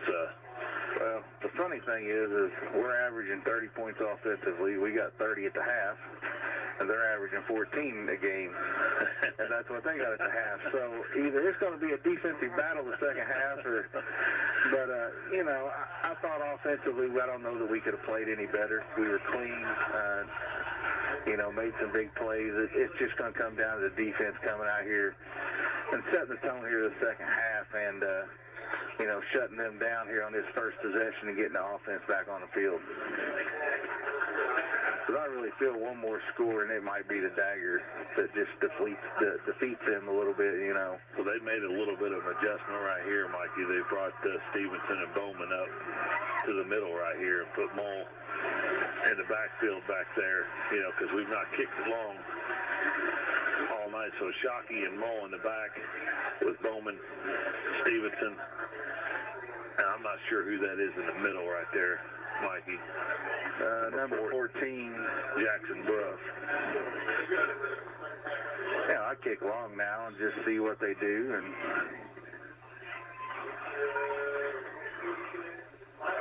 it bounces off of Bowman, and he'll be brought down at about the 28. So good kickoff coverage there for the Musketeers. That's not a bad, kick right there. He put him in a tough situation on the sideline. So here comes Maul and the Lions out here for their first possession of the second half. And, once again, we said it numerous times. This is a big possession for both teams. The Musketeers need a stop, and the Lions need a score. So score update at the half over Perry. Perry 35, West Washington 0. There's a handoff to Bowling. And he's still running. He's going to get about 8-9 yards on the carry. Close to first down. We'll be a little bit short, but Perry Central showing no mercy over there at Perry tonight. That's at West Washington, I believe. Is it at West Washington? I believe so. So they're going to give him a first down on the play. Chains are still moving, and we're lining up. So now we got to stop somebody. We've yet to tackle anybody tonight. Maul's going to throw. He's going across field. He's got to. It's going to be. Now, do they call it a catch and a fumble? Yeah, yep. He's going to call the catch. The pass was complete to Bowman. Enough for about 9 yards on that one. It's been a pretty effective play for him. Yeah. We got to start getting to the backfield, get some pressure.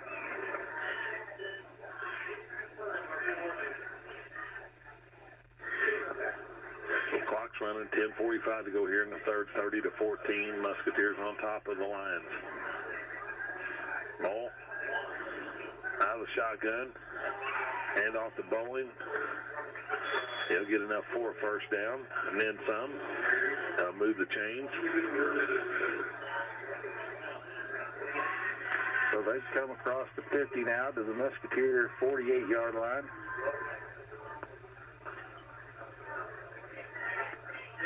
Really, besides the first possession, we haven't stopped yet. No.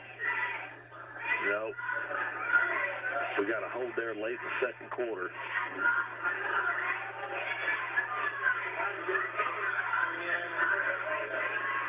Out of bounds.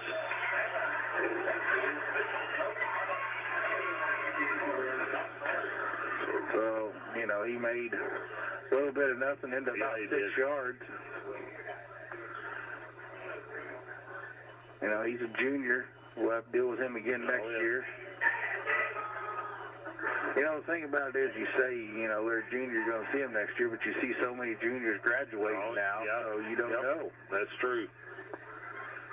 You do see that a lot now, Mikey, with the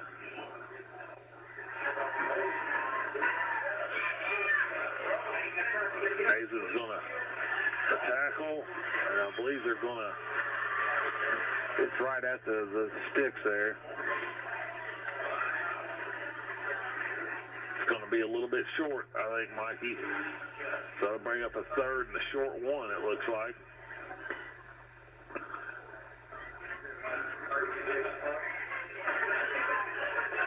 So, ball on the 38.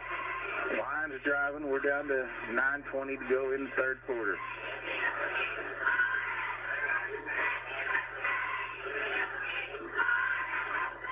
There's a handoff to Bowling. He's got a big hole.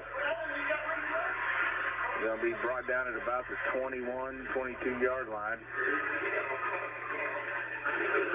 Yeah, they've absolutely just marched this thing up the field here, Yeah, our defensive line hasn't done, its job of taking them holes away, linebackers getting in there.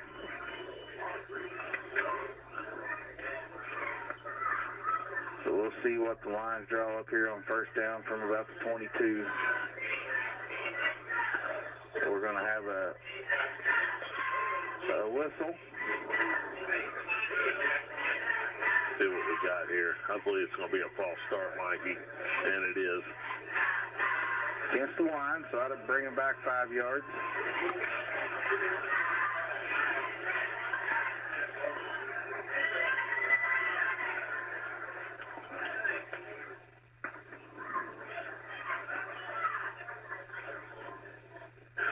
Down to 8:44. Ball gets played.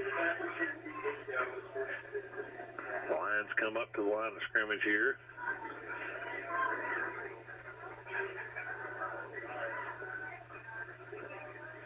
Ball going to throw.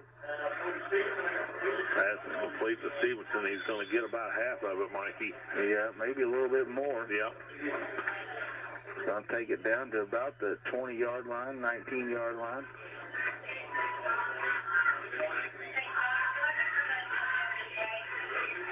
Well, that burnt 4 minutes off the clock. Yeah. Mikey.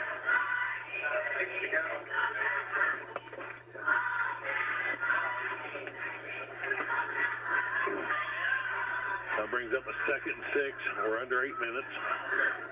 Ball out of the gun. Hand off to Bowling. Got hands on him. Missed tackle. Another missed tackle. And he's going to march it in for a touchdown. That's about 4 missed tackles we had right there on that play, Mikey. Got a Musketeer down.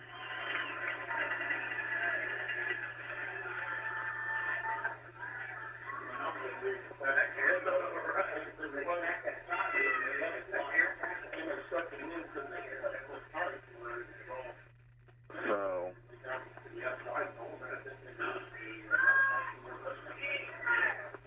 that'll bring the score 30-20.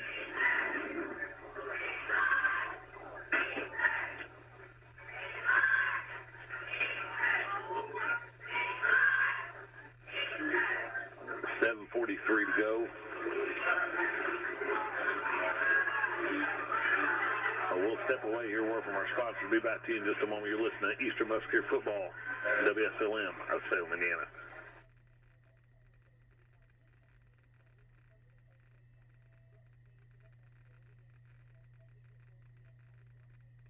Remember when you had your birthday party at McDonald's, playing with your family and friends, enjoying cake and that one-of-a-kind McDonald's food and drink? If you're looking for a fun and safe place to have a party for your children or grandchildren, look no further. Party time is back at McDonald's right here in Salem, Mitchell, and West Baden. That's right. Hosted birthday parties are back, baby. Call event coordinator Renee Lewis at 812-788-0126 to schedule your birthday for Salem, Mitchell, or West Baden today. The party includes food and drink for up to 10 guests with your choice of white or chocolate cake, ice cream for each child. All right, welcome back here. The Lions get ready for the two-point conversion. I'll throw it out to Bowman, and it's no good. So that'll make it still at a 10-point ball game at 30-20 with 7:43 to go here in the third quarter. So Musketeers got to answer one more time here.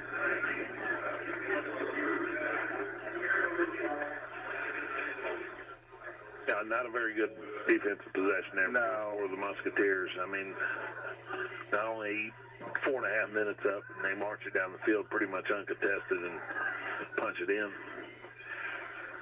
Now, Musketeers hopeful player down was Garrett Jury. Hopefully, you know, he's been a huge asset on both sides of the ball. You know, replacing him is going to be a huge job there. I'm ready to tell Adam to go down there and tell him to suck it up and get back out there. Yeah. you know, and he's a tough kid. You know, he's really hurt to come out of the game right now. So, Cody's down there talking to him right now. Yeah, come on, I need you back out here. You sure you can't go? So here's Tally. Got to be ready for an onside here. Yep, got to respond right here, Mikey. So we got in the backfield here. Adams, and there's the onside. I believe they got it. That took a big bounce. That's probably the best onside I've seen. That's a good onside kick. So the Lions is going to take over.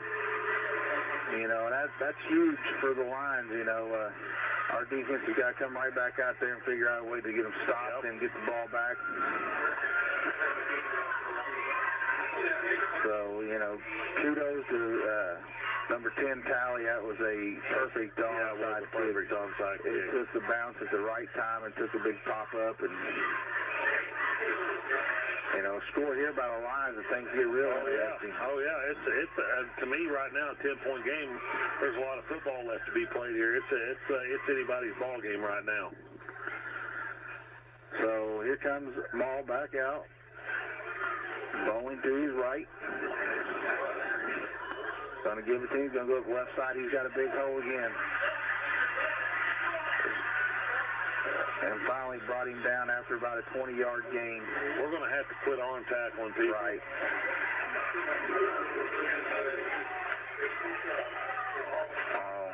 Coach Dean looking to the sideline of who he wants to put in.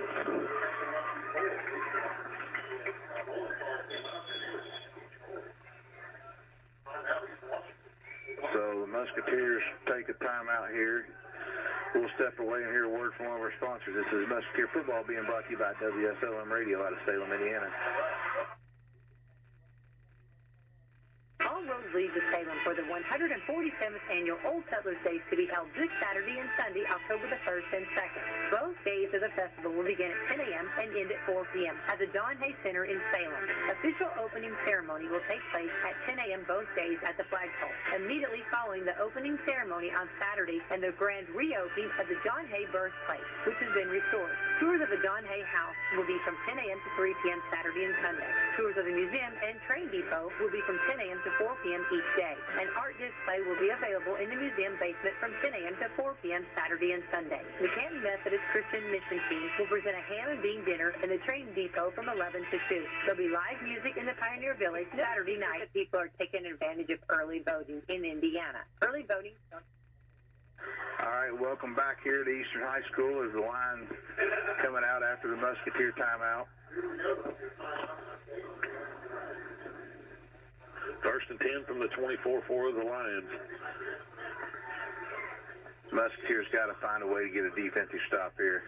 Absolutely. Absolutely. We haven't had an answer for it all night long. No. Bowling's... Somebody finally got to him. I think it was Nathan McBride, wasn't it? Yeah. So no gain on that. That'll bring up a second 10 now.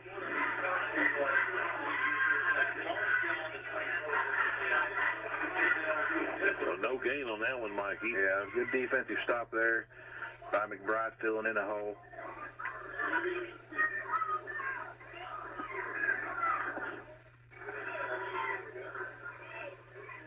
Back to Bowling again. He cuts around the left side, breaks the tackle, breaks again. He's going to be close to first down. I think he's going to be just a little bit short. Absolutely no answer. No answer. They can hand it off to him all night long. Yep. He's going to do what he wants. He's going to get 4, 5, and 6 all night. Yeah, we've got to figure out some answer to him because right now they got all the momentum.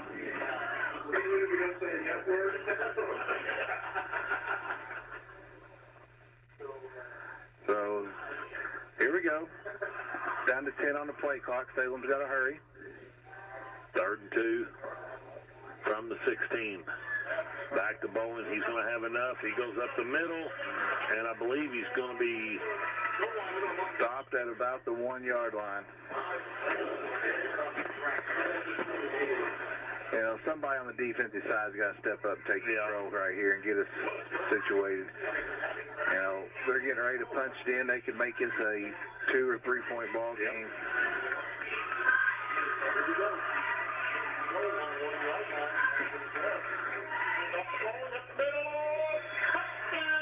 Touchdown Salem. So the Lions now are going to cut it 30 to 26.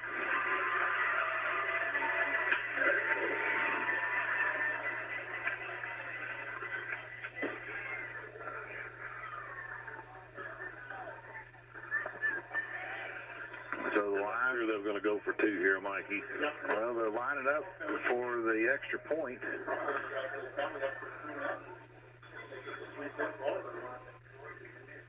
the holder.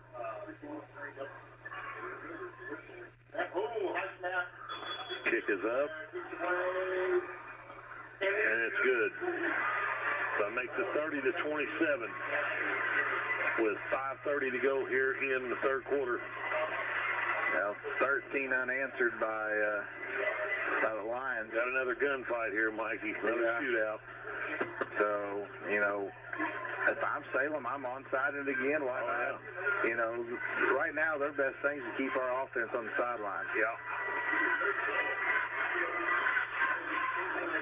So, Salem with all the momentum right now. The Musketeers got to find an answer.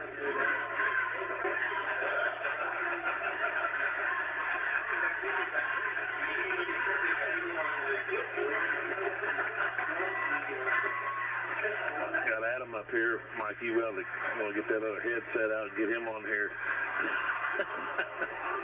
We may not want to hear what he's got to say. Yeah, probably not. He's probably glad to get away from that grill down there. It was busy when I got down there. It was, I know they'd sold out of ribeyes, and I think they'd sold out of pretty much everything down there. And it's a big crowd here tonight. I know, I'm sure he was glad to hear Scott say that's all. He ain't got nothing left to cook. Yeah. Here's Talley again, and he's going to onside it again. The Musketeers are going to get it this time. So I tell you what, he does a good job. He gets good bounces off him onside kicks now. So Musketeers will take over on their own 44 here.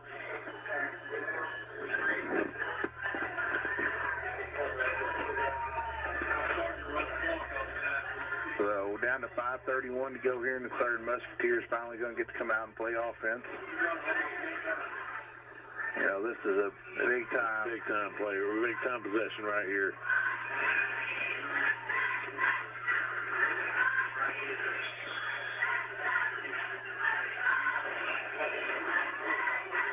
So here's Bannett with Jones to his left or right. Bannett's going to keep the quarterback keeper. Still on his feet. He's got a... And he may go all the way. He's down to the 20, brought down at about the 12, Mikey. Good run there by Cody Bannett.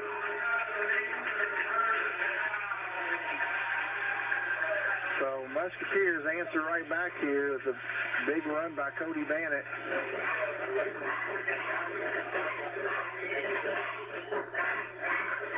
So the ball's on the 14. It'll be a 1st and 10 for the Musketeers with 5:10 to go in the third. Gibson and McBride near side. Andrew Adams far side with Braden Jones. Over to Nathan Ride. Yep. He's going to get probably about 4 or 5 on that. Yeah, he'll take it down to about the 10-yard line. And now he's shaking up.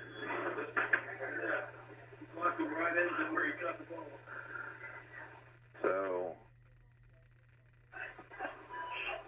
I think he's okay. He just needs a quick breather there. So that'll bring up a 2nd and 6. Zach Fick is checking in now for McBride. The wide receiver core is getting thin now. Yeah, it is. Down to 4:40. 30-27, Musketeers on top here in the third quarter. Hand off now to Jones, and he's going to get about 3. We're going to be short of the first down here. We'll bring up a 3rd down. You know, I don't think he's hitting the hole as hard as he has in the past.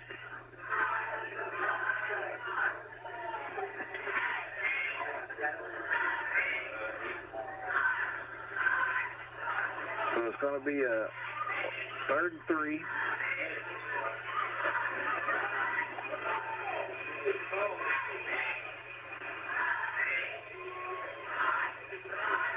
We're down to 5 on the play clock.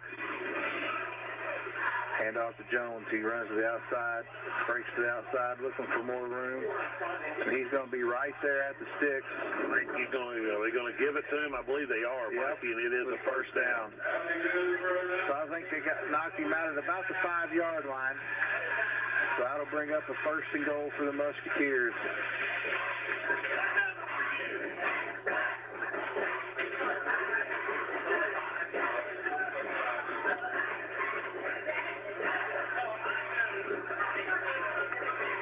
Not much defense right now, Mikey, on either side of the ball. No. I mean, it's... And I'm content running the ball, running the clock. Yeah.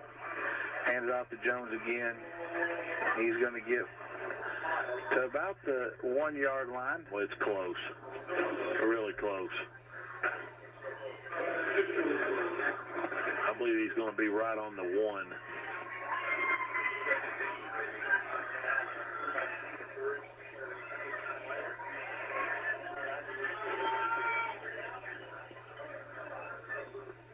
Split backs now this time for the Musketeers.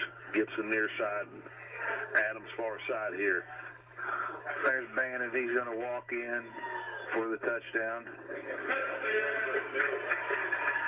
So that'll make it 36-27. You know, a 2-point conversion makes it, you know, they can't have a field goal, so...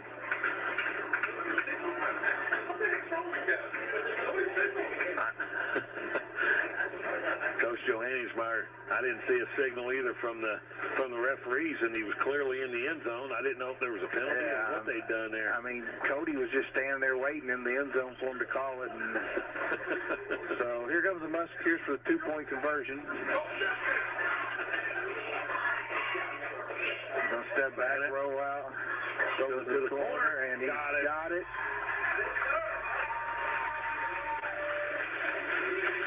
Not sure who that is.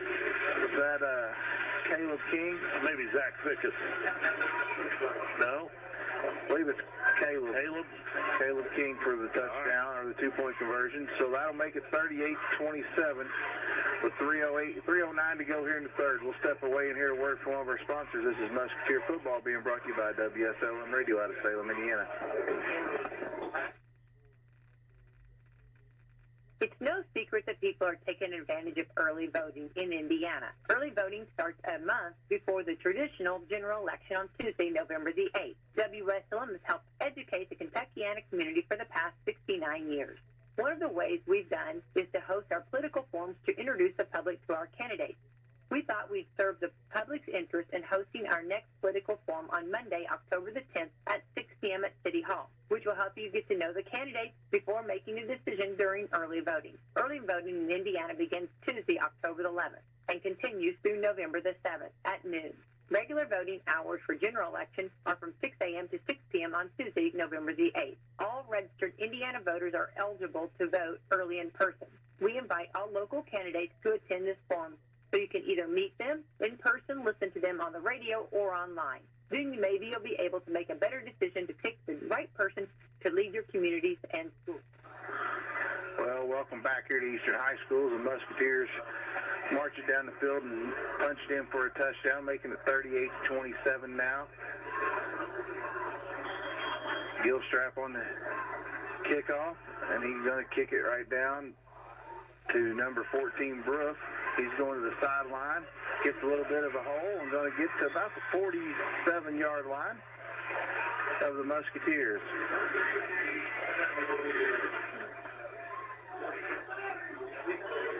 So,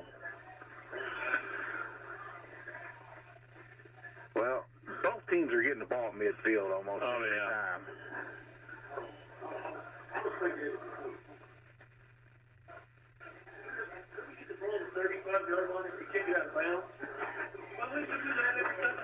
So, here come the Lions.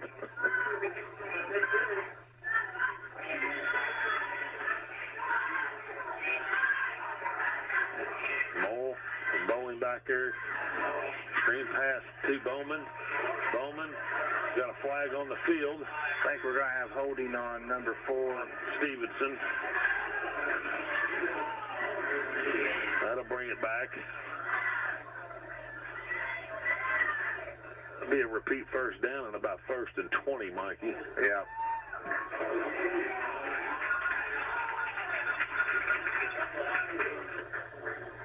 So that's a plus for the Musketeers.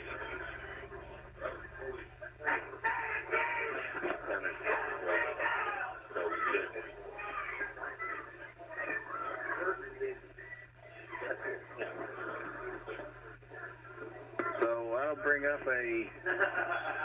looks like about a 1st and 18.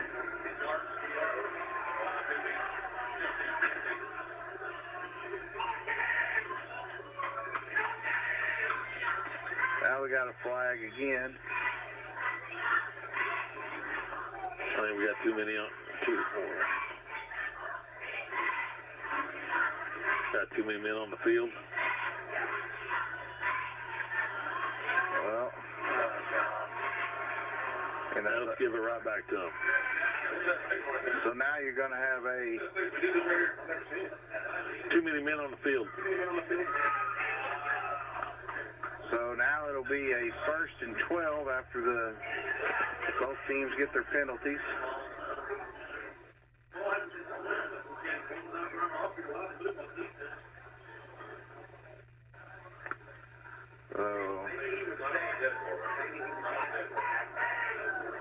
So down to 8-7. Here's Moll back, going deep. He hits Stevenson. Stevenson breaks away. He's down to the 10 and brought down at about the 6-yard line. So about a 45, 50-yard pass play to Stevens there, and Moll's done a great job at quarterback. Yeah, he has.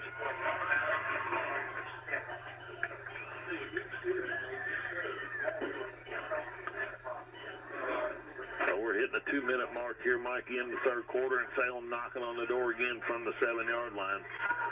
Well, Salem scored as many in this quarter as they're averaging on the season, so, here's a handoff to Bowling. I think he's in. Touchdown. Bowman, or Evan Bowling. That makes it 38-33 with 1:44 to go here in the 3rd.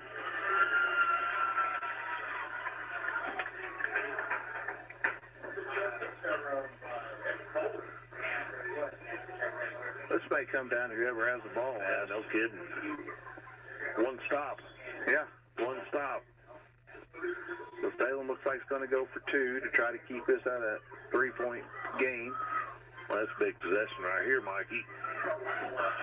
With the rate this game's going. Here's Moll. Keeps it himself. And he's in. So that'll make it 38-35 with 1:44 to go in the 3rd. Somebody on the defensive side's got to get them together and just lay into them right now and get them going. I mean, it's unacceptable to give up 3 touchdowns in a quarter. And just around 10 minutes. They've marched it down the field. And, this is a team coming in struggling to score. And, I'm going to look here real quick. This may be the most points they've scored all year. 7, 12, 18, 12, 16, 16. And we give up, they've doubled their highest score of the year right now.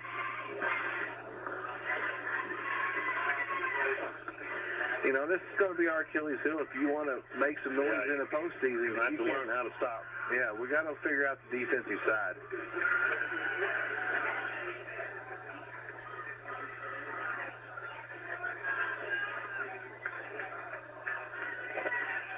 Here comes another onside. It's coming. Absolutely. Why not?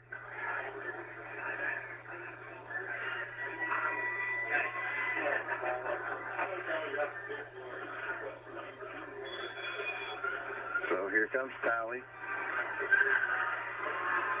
He's going to boot this one. So Adams picks it up and come back up the middle of the field, and he's going to be spun down at about the 37-yard line. About 33-yard line, I'm sorry. So 1:36 to go here in the third. Here comes the Musketeer offense again.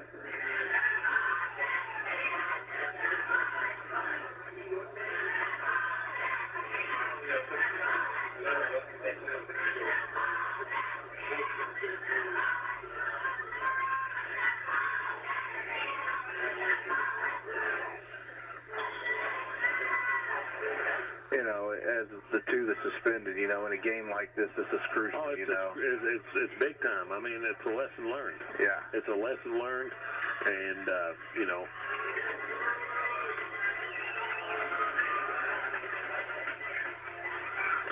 So here goes Bannett.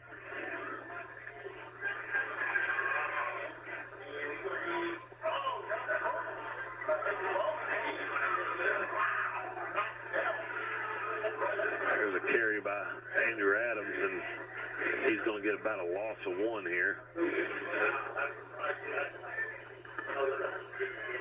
So Musketeers got to figure out something here. You're down wide receivers.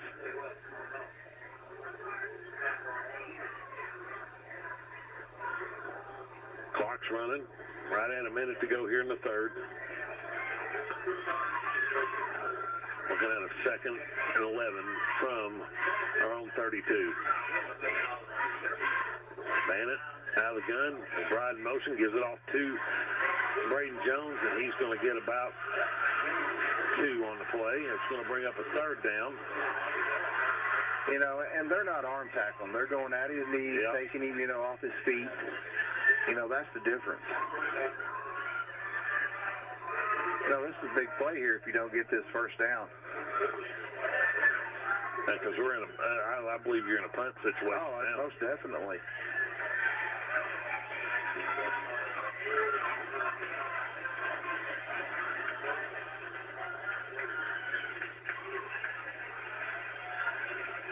Here's Bannett. Flips it out to Jones, and Jones ain't going to get anything on that back to the line of scrimmage. You know, I don't know what was said in our locker room to what was said in Salem's, but Salem got the point across. Yeah. I can tell you that much. But that brings us to the end of the third quarter. The Musketeers lead 38-35.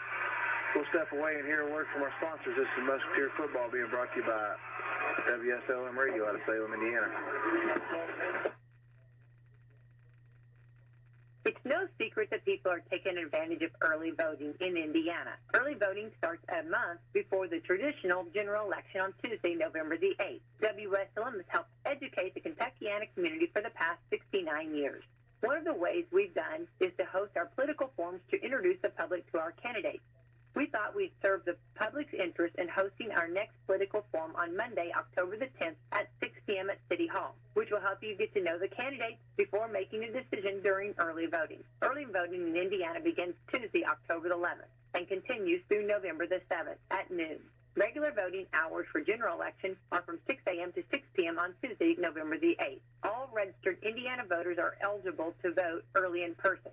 We invite all local candidates to attend this forum, so you can either meet them in person, listen to them on the radio, or online. Then maybe you'll be able to make a better decision to pick the right person to lead your community. All right, welcome back here at the start of the fourth quarter.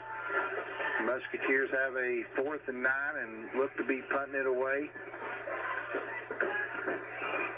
Now, it's been a tale of two halves here as the Musketeers kind of controlled the whole first half, and now the Lions have come out and just taken control here definitely in the third period. Here's the snap, the kick by Bannett. It's a good kick. There's Bowman up the sideline, and he's going to be taken out of bounds at about the 45-yard line. So good field position again for the Lions as they're going to take over in Musketeer territory.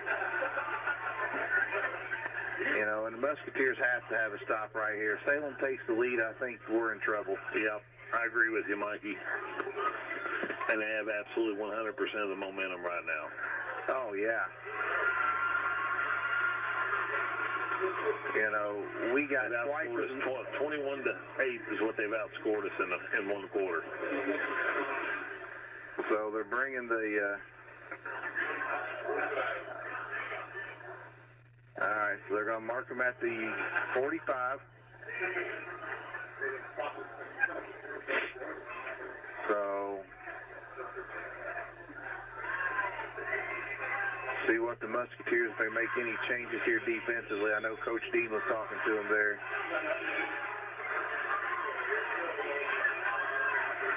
Here's Mole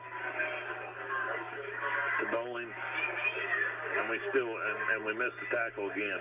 Yeah, he just went under us that time. He looks to be slow to getting up.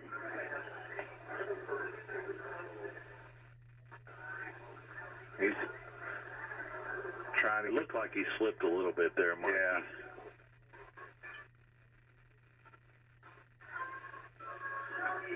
He tried to get off the field. Now he's set down there. So we'll step away again, hear a word from our sponsors. This is, well, they're going to carry him off now, so we may get back to play. That's a huge loss for the Lions if he can't go. Yeah, he's carried him tonight. Yeah. I mean, carried him. You know, he's well over 100 yards. And that, I mean, to me, that pretty much tells you where they're going. They're going to go to these wide receivers, right. Stevenson and Bowman and Bruff. And I think they're going to move him around. They're going to put him in wide receiver, running back positions where they can just get to the outside and use their speed. And so we're down to 15 on the play clock. The Lions still trying to get personnel where they want. Here's the snap. Maul's going to let one go.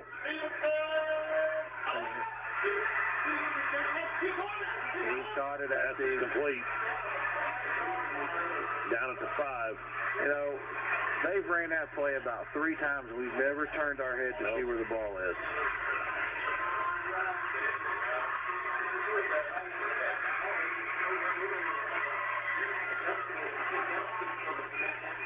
So, it'll be first and goal.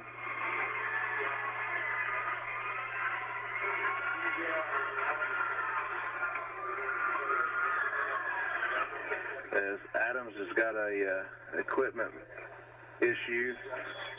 Looks like a helmet.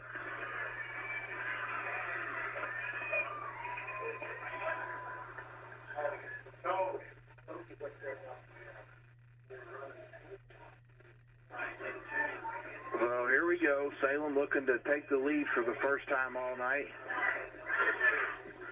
Down to 10:50 to go here in the ball game. 38-35. Musketeers on top. Here's Small's going to keep it himself, and he's going to be brought down at about the 7-yard line.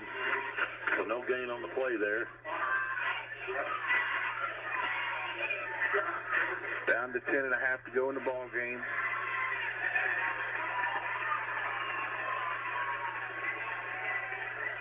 Do we have any report on Garrett? No, I'm not sure.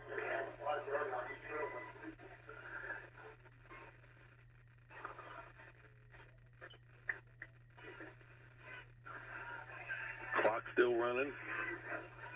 Second goal from the 5 for the Lions. They're going to take a timeout here. We'll step away here, word from our sponsors. Be back to you in just a moment. You're listening to Musketeer Football on Wslm out of Salem, Indiana. Hello, it's Jalen from John Jones in Salem, Indiana. Fall is here, and it brings everything that you're looking for, from pumpkin spice and everything nice to your favorite football team driving down the field for that game-winning goal. At John Jones, we may not be driving down the football field, but we are driving down prices. With one of the largest selections of vehicles around, you can score big like your favorite team here at John Jones. Don't want to miss out on these deals before the fourth quarter is up? Take a time out from the game and check out our inventory online at johnjonesautogroup.com. And give us a call at 877-473-5546. Again, I'm Jalen Hoare, and remember, at John Jones, you see so many because they paid so little.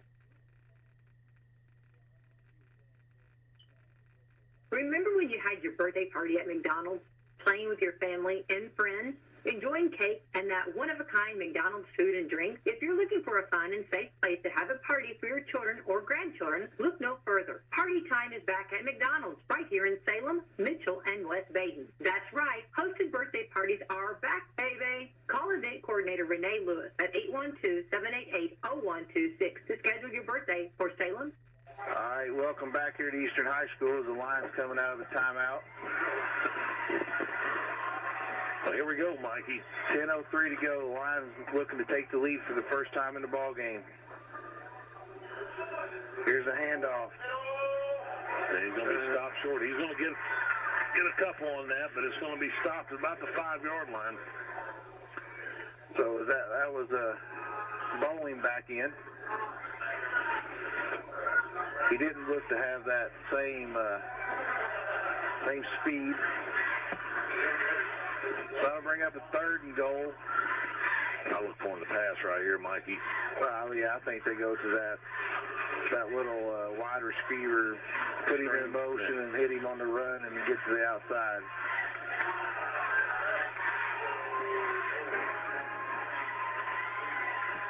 So 9:20 to go here. Well, here's the handoff to him.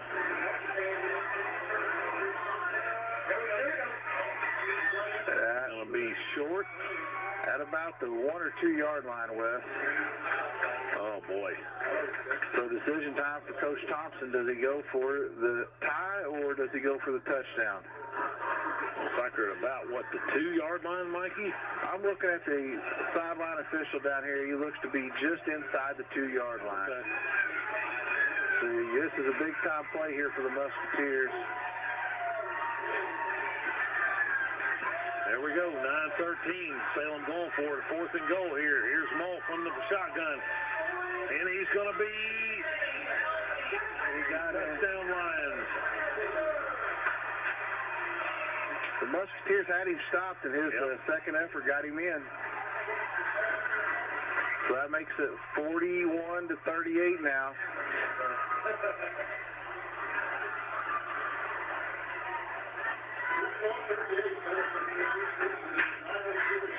They're going to kick the extra point, which, you know, we don't have a kicker, so we're going to have a touchdown regardless. So the snap, here's the kick. Plenty long enough. Yeah, if they got good. So if they got to have a field goal late, he got a leg. Yeah. So 42-38. Salem takes their first lead of the night with 9:04 to go in the ballgame. Wes, what's got to change besides the defensive side? Well, you got a couple kids that's, you know, out right now, and I think it's playing kind of difficulty there with the way we're playing the game there. You know, we're missing a couple wide receivers here, and kind of put us out of sync a little bit. But defensively, I mean, that's the answer to the game. We've given up, what is that, Mikey, 27 points. We've got outscored 27-8 in about 15 minutes of football. 27-8. I think that tells the story. I mean, it's obviously we've got to score the football, but we scored enough points to win the football game. Oh, absolutely. And you know, kudos to Salem. They haven't stopped. And your point, there was 2 different conversations in the locker room at halftime. The Salem Lions, they grabbed a hold of whatever Coach Thompson said, and whatever Coach Dean told them over there, it didn't motivate our boys, and we got to have to regroup here. We got about 9 minutes to figure this thing out. As here's Talley getting ready to kick this thing off to us. And he's going to kick it deep. Back to Gibson. Gibson grabs it, cuts it back, up the middle, breaks a couple tackles, breaks another one. He gets past Talley. He's on his feet. He's down to the 60, the 30, the 20, and brought out of bounds at about the 18. That's a big shot in the arm right there. Yeah. Great run there by Caden Gibson. And we got a flag. We got holding on the Musketeers.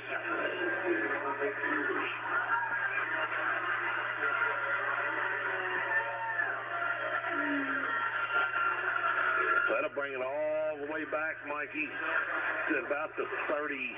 Well, the penalty was at the 37, so that's going to go 10 yards back from that. Is that correct? I believe that's correct. So that's almost a 60-yard flip of the script of what could have happened right there. So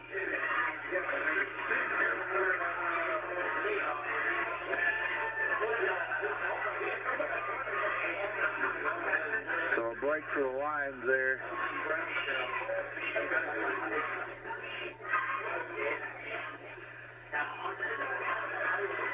So here comes Bandit and the Musketeers. We'll see what kind of answer they have now, as we're down to 8:50 to go in the contest.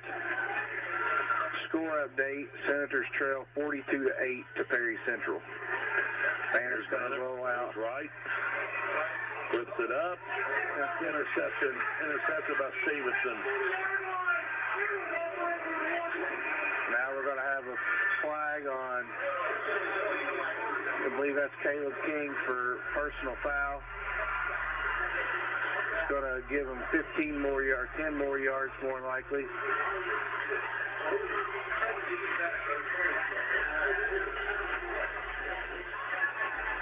We'll see what the call is here. So the interception is personal foul on the Musketeers. That's going to move it up to what, Mikey, about the 25? Yeah, 25, 30-yard line. You know, the Senators couldn't, or the Lions put a dagger in this ball. Oh, yeah. Oh, yeah.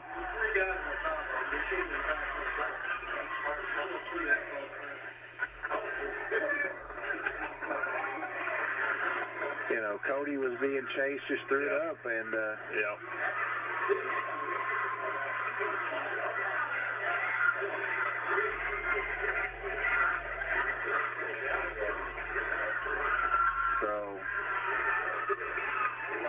So stunner here at Eastern tonight, you know. Yeah, it's a tale of two halves. Oh, yeah. So Salem back in business again here now. 8:44 to go in the ball game. 3-point lead. Ball out of the gun. Off to Bowling. He's going to get about 8 on that carry. You know, until our defensive line gets off blocks and, you know, can tackle somebody. You know, we've talked about how big our offensive defensive line is, and I heard the Salem coaches talking about it, but they have just outplayed us on the line tonight.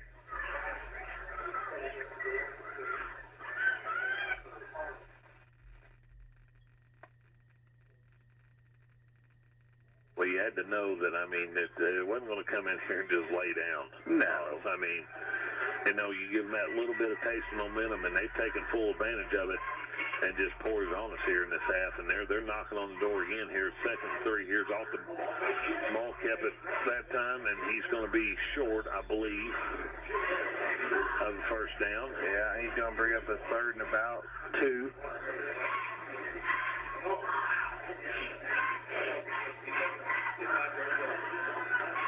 Still running.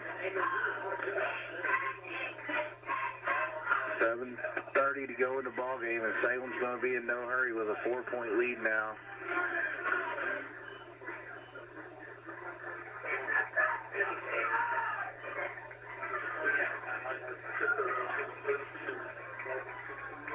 So, Maul hands it off. Bowling, he's going to be brought down and tackled. It's going to be not going to be enough for the first down. May have lost something, but at best back to the line of scrimmage there by Nathaniel Coates. So 4th and 2, 4th and 3 for the Lions. You know, big decision time here for Coach Thompson. He's only got one timeout left. He's going to go for it. So the Musketeers got to have a stop here. This is the most important play of the game right here for the Musketeers. Got to get a stop right here. 6:37 to go in the ball game. Musketeers down 3. Mo out of shotgun. I think he's going to try to draw him off. Yep. Did he get the timeout in time? He did. So we'll step away and hear a word from one of our sponsors. This is Musketeer Football being brought to you by Wslm Radio out of Salem, Indiana.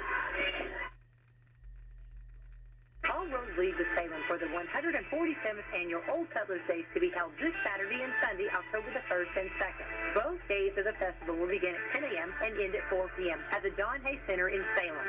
Official opening ceremony will take place at 10 a.m. both days at the flagpole. Immediately following the opening ceremony on Saturday and the grand reopening of the Don Hay birthplace, which has been restored. Tours of the Don Hay House will be from 10 a.m. to 3 p.m. Saturday and Sunday. Tours of the museum and train depot will be from 10 a.m. to 4 p.m. each day. An art display will be available in the museum basement from 10 a.m. to 4 p.m. Saturday and Sunday. The Canton Methodist Christian Mission Team will present a ham and bean dinner in the train depot from 11 to 2. There'll be live music in the Pioneer Village Saturday night from 5 to 10 p.m. Admission is $10, ages 13 and up, and children 12 and under are free. Come take a trip back in time. All right, welcome back here. 4th and 3 for the Lions. They line up with a single back end bowling. Musketeers got to find a way to stop them here and get the ball back. Here comes fumble. So fumble goes out of bounds at about the 6-yard line. First down for the Lions. Big play call right there. Yep. You know, this is as disappointing as a Musketeer fan as well as we played, and, you know, just to let them come in here in the second half and pretty much do what they wanted. Just dismantled us. I mean, first and goal from the 6. 6:18 to go here in the ball game. The Lions will be in no hurry as, you know, we're down to 6:18. Here's a handoff to Bowling and gets about a yard.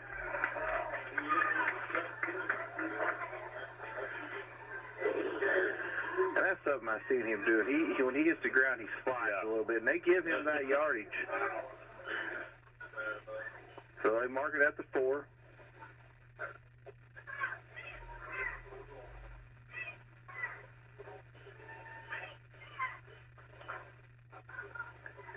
Got to have a turnover here. Yeah.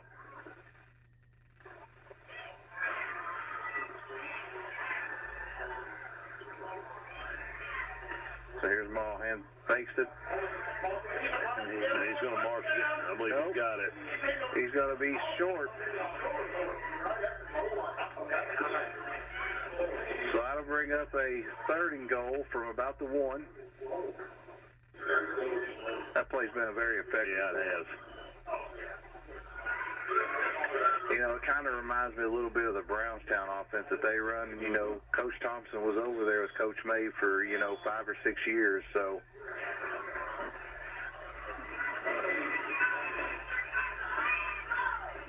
here's my question.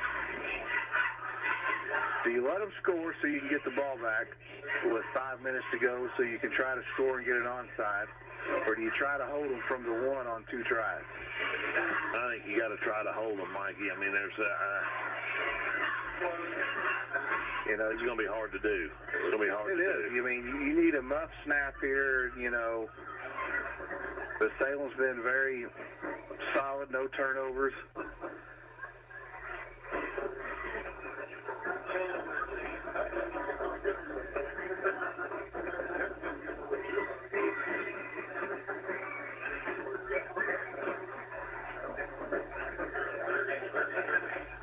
You know, this game here reminds me of the season opener last year against West Washington, where we controlled the whole first half, most of the second half, and they come back, took the lead late and kind of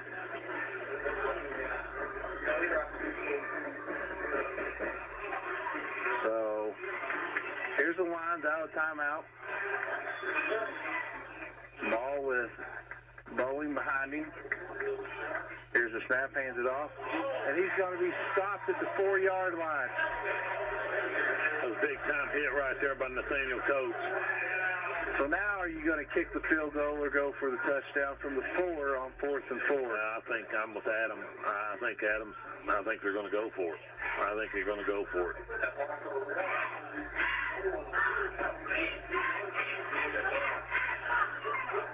Well, we got to have another stop like that. Yep.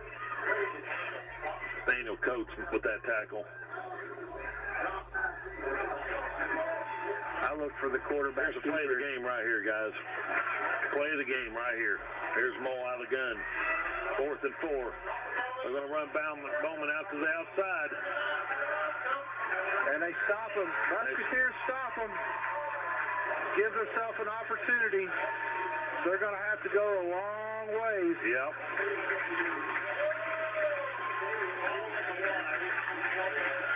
The ball will be at about the 2-yard line. 98 yards for the win. 4 minutes and 20 seconds to go on the clock. Musketeers down 3, 41-38.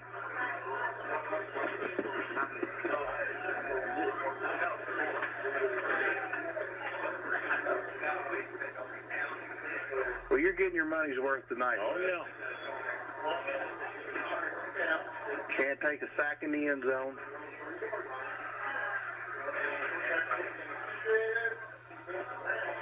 And no gain on that. Back to about the line of the scrimmage. Bannett with the keeper there. Clock still running. One timeout for the Musketeers, so time is going to become an issue.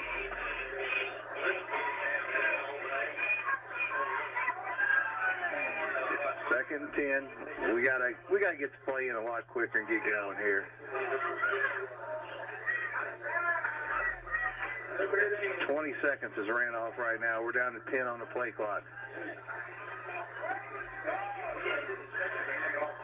There's Jones. Back at about the line of scrimmage.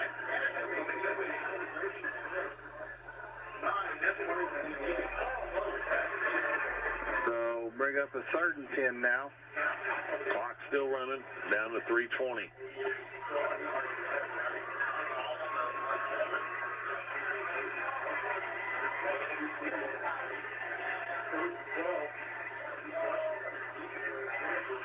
Here's Bannett. Brings it out. He's going to let it go. He's got a receiver downfield and just overthrows him a little bit. 10 receivers, Andrew Adams. So if he could have got that when he was going down, you know, he had 5 yards on Bowman.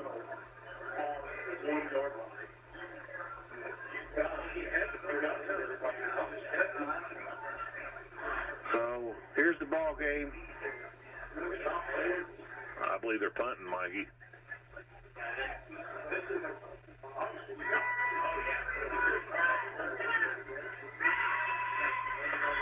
Timeout.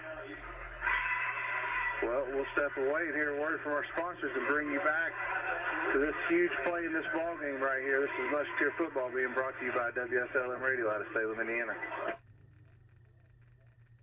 Hello, it's Jalen from John Jones in Salem, Indiana. Fall is here, and it brings everything that you're looking for, from pumpkin spice and everything nice to your favorite football team driving down the field for that game-winning goal. At John Jones, we may not be driving down the football field, but we are driving down prices. With one of the largest selections of vehicles around, you can score big like your favorite team here at John Jones. Don't want to miss out on these deals before the fourth quarter is up? Take a time out from the game and check out our inventory online at johnjonesautogroup.com and give us a call at 877-473-5546. Again, I'm Jalen Hoare, and remember, at John Jones, you see so many because they paid so little.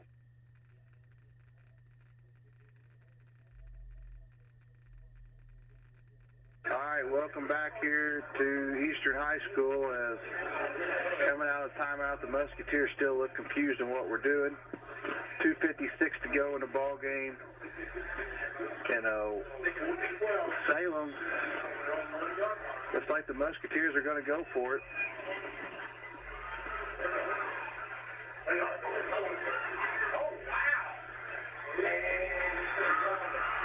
That's incomplete.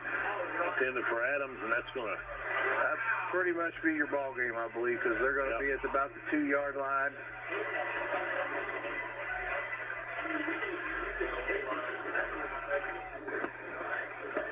You know, I don't know about the play calls there. They're, you know, needed to give us a little bit of room there on the first down. We wasn't able to do it. Hey, kudos to their defense right there. Right, you know. I mean, their coaching staff has made some great adjustments, and, you know, without, you know, nothing major happening, they're going to come away with their second win of the season. And they deserve it. They've outplayed us. They do, especially in the second half. There's Mole. They're going to go to Bowling. You know, we're down to 3 minutes to go in the ball game. We're just figuring out how to stop the run. Yep. A loss there for the Lions. You know, and here's the thing: we have no timeouts. So they can pretty much almost eat it all the way out.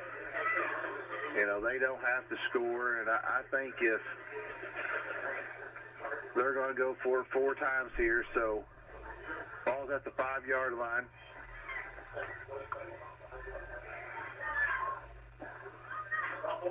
Back to Bowling again, and he's going to march it in for a touchdown. Coach had him again and just missed him in the backfield. Yep. So that makes it 47-38. Lions on top.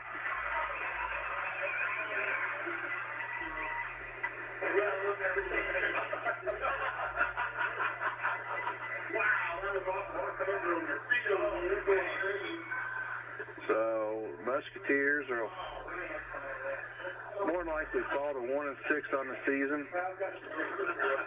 I don't know how much miracle we got. I don't think it's, we can make up a... if you can get a kickoff return and run it back, like we've done well against that, and get it onside, you're going to give yourself a shot. But there's timeout, Coach Thompson. So both teams are going to be out of timeouts. But yeah, I agree with you, Wes. I think it's going to take a miracle. But we were in this same situation about 3 weeks ago against Silver Creek, and marched it down quickly and scored. But it's just like we turned the switch off at the half, and just didn't come back out ready to play. Yep.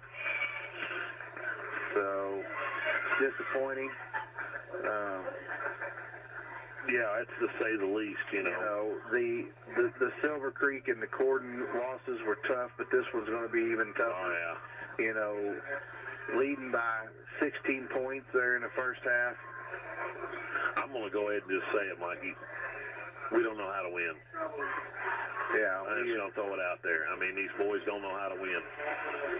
So, it's just the bottom line. A zero toughness in the second half. Yeah. Zero toughness.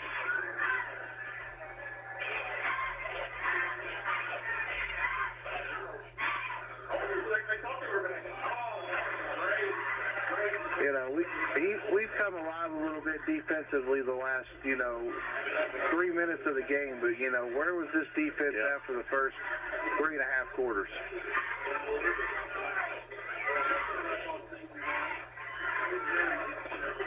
So, 2:10 to go here. We'll get the ball back. If I'm Salem, I just add salt to the wound and onside it and take a chance to get it again.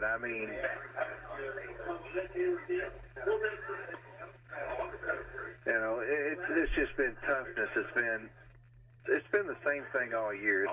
Missed tackling. Yep.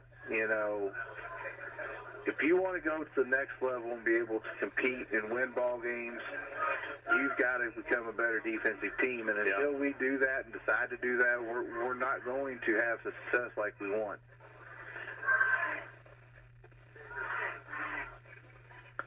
Now, on a positive side, maybe we build off this defense that we've ran here in the last 3 minutes of the ball game and, go with it. But, a program that's only won a few ball games in the last 2 or 3 years, no win's guaranteed. No win is guaranteed. I think these boys come in thinking they were going to, they had it in the bag already. Yep. See what Tally does here with this kickoff with 2:10 to go in the ball game. Onside kick here. And Adams is going to pick it up. And he's going to bring it out to about the 20. Well, it's been the way the second half went for us. So, 2:07 to go in the ball game. Musketeers trail by just 9.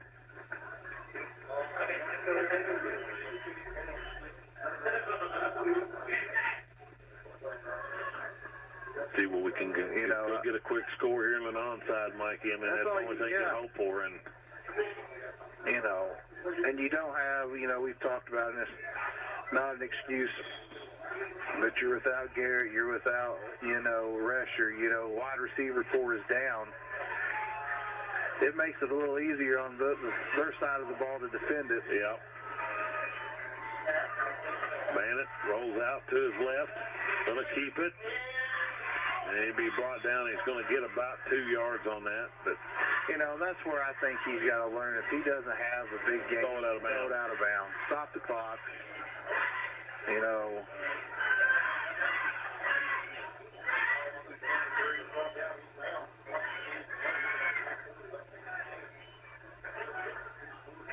We got to get guys there in a hurry. We're confused. We're down to 1:30 to go in the ball game. Clock still running. Bennett throws it over to McBride, and he gets missed tackle there. Bounces off one, gets hit again. That's a great effort by McBride. Finally out of bounds, and he's going to be first down. They're moving the chains. He got out of bounds on it, so great play there by McBride.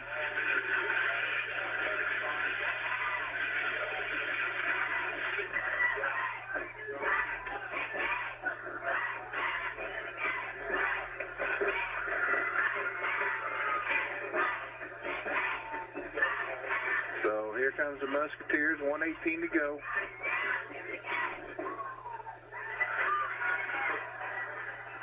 Bennett now.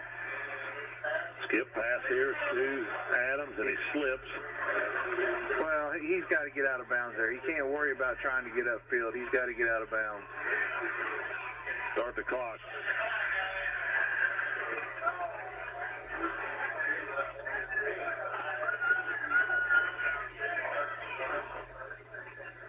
Down to just over a minute to go in the ball game.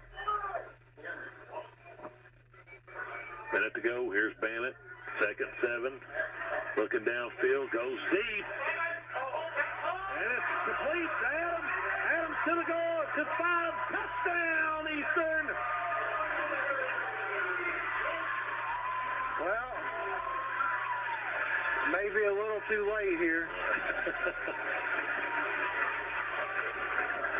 Ball bounced off the Salem defender and right into Adams' hands, and once he grabbed it, it was gone in. So about a 70-yard touchdown catch for Adams. These people that's leaving may be leaving a little bit early. Yeah.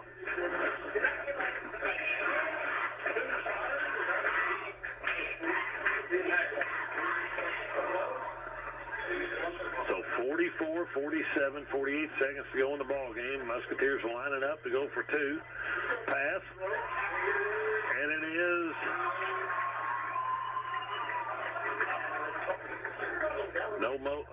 no signal yet on it.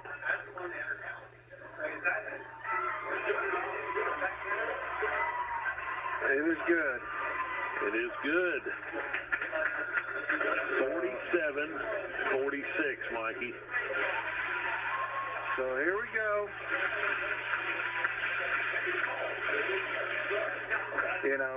Here's the difference in, we've missed 1 2-point conversion all night. Yep. Interception that led to a score here at the end of the ball game. It's just been the little things that, And the fact that we've given up 33 points in this half, too, doesn't help the matter. No.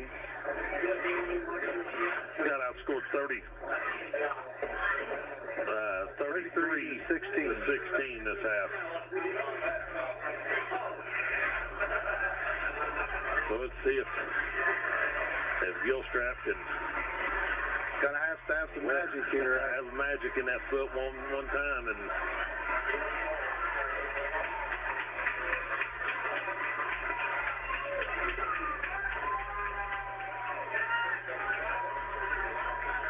You know, Salem's got their hands up here on the front line.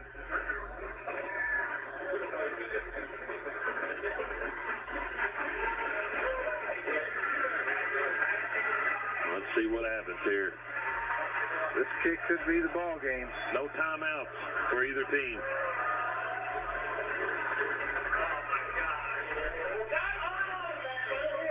And Salem has the ball as they recovered it. So 47.2 to go in the ball game, and you know, Salem's just going to take a knee, I believe, and it'll be 2 knees and it's over. You know, it was not the perfect onside kick.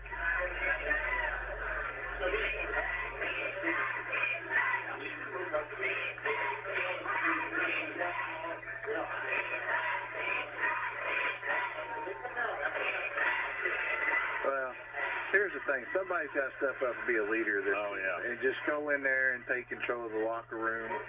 You know, and if you make people mad, you make them mad. Right. There can't be any. You can't have soft skin right now, you know. Yeah, if I'm Coach Dean, I'm pretty disappointed. Yep. I mean, so the Lions in victory formation here. They'll nail it down. You know, so that'll be a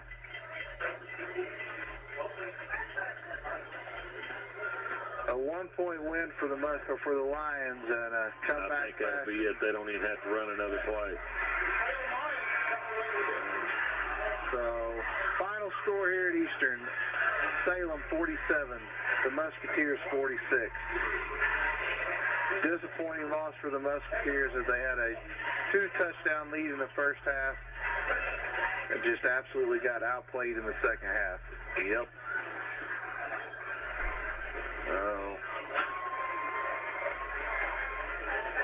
Back to the drawing board Monday. Yep. Got to go to Scottsburg next Friday night, Mikey, for another, I feel like, winnable game, you know. Yeah. And you know, we've talked about it. We've beat it in the ground, but, you know, defense has got to be an emphasis. I mean, we're scoring enough points to beat teams. Until we start tackling it, we're in trouble.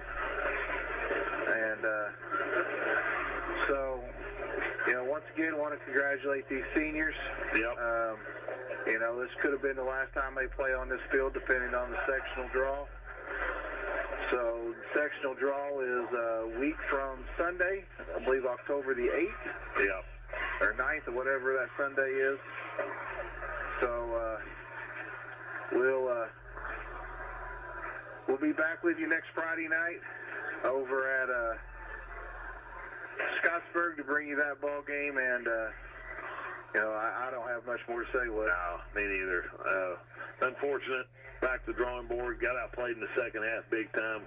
We'll have to find some effort somewhere between now and next Friday, or we'll come away with the same result over at Scottsburg. I mean, that's just the bottom line. Right. You can't take for granted they haven't won a ball game all year because they're going to be hungry and ready to go. Yep. And to be honest, every team, when they see us on the schedule, they expect to win.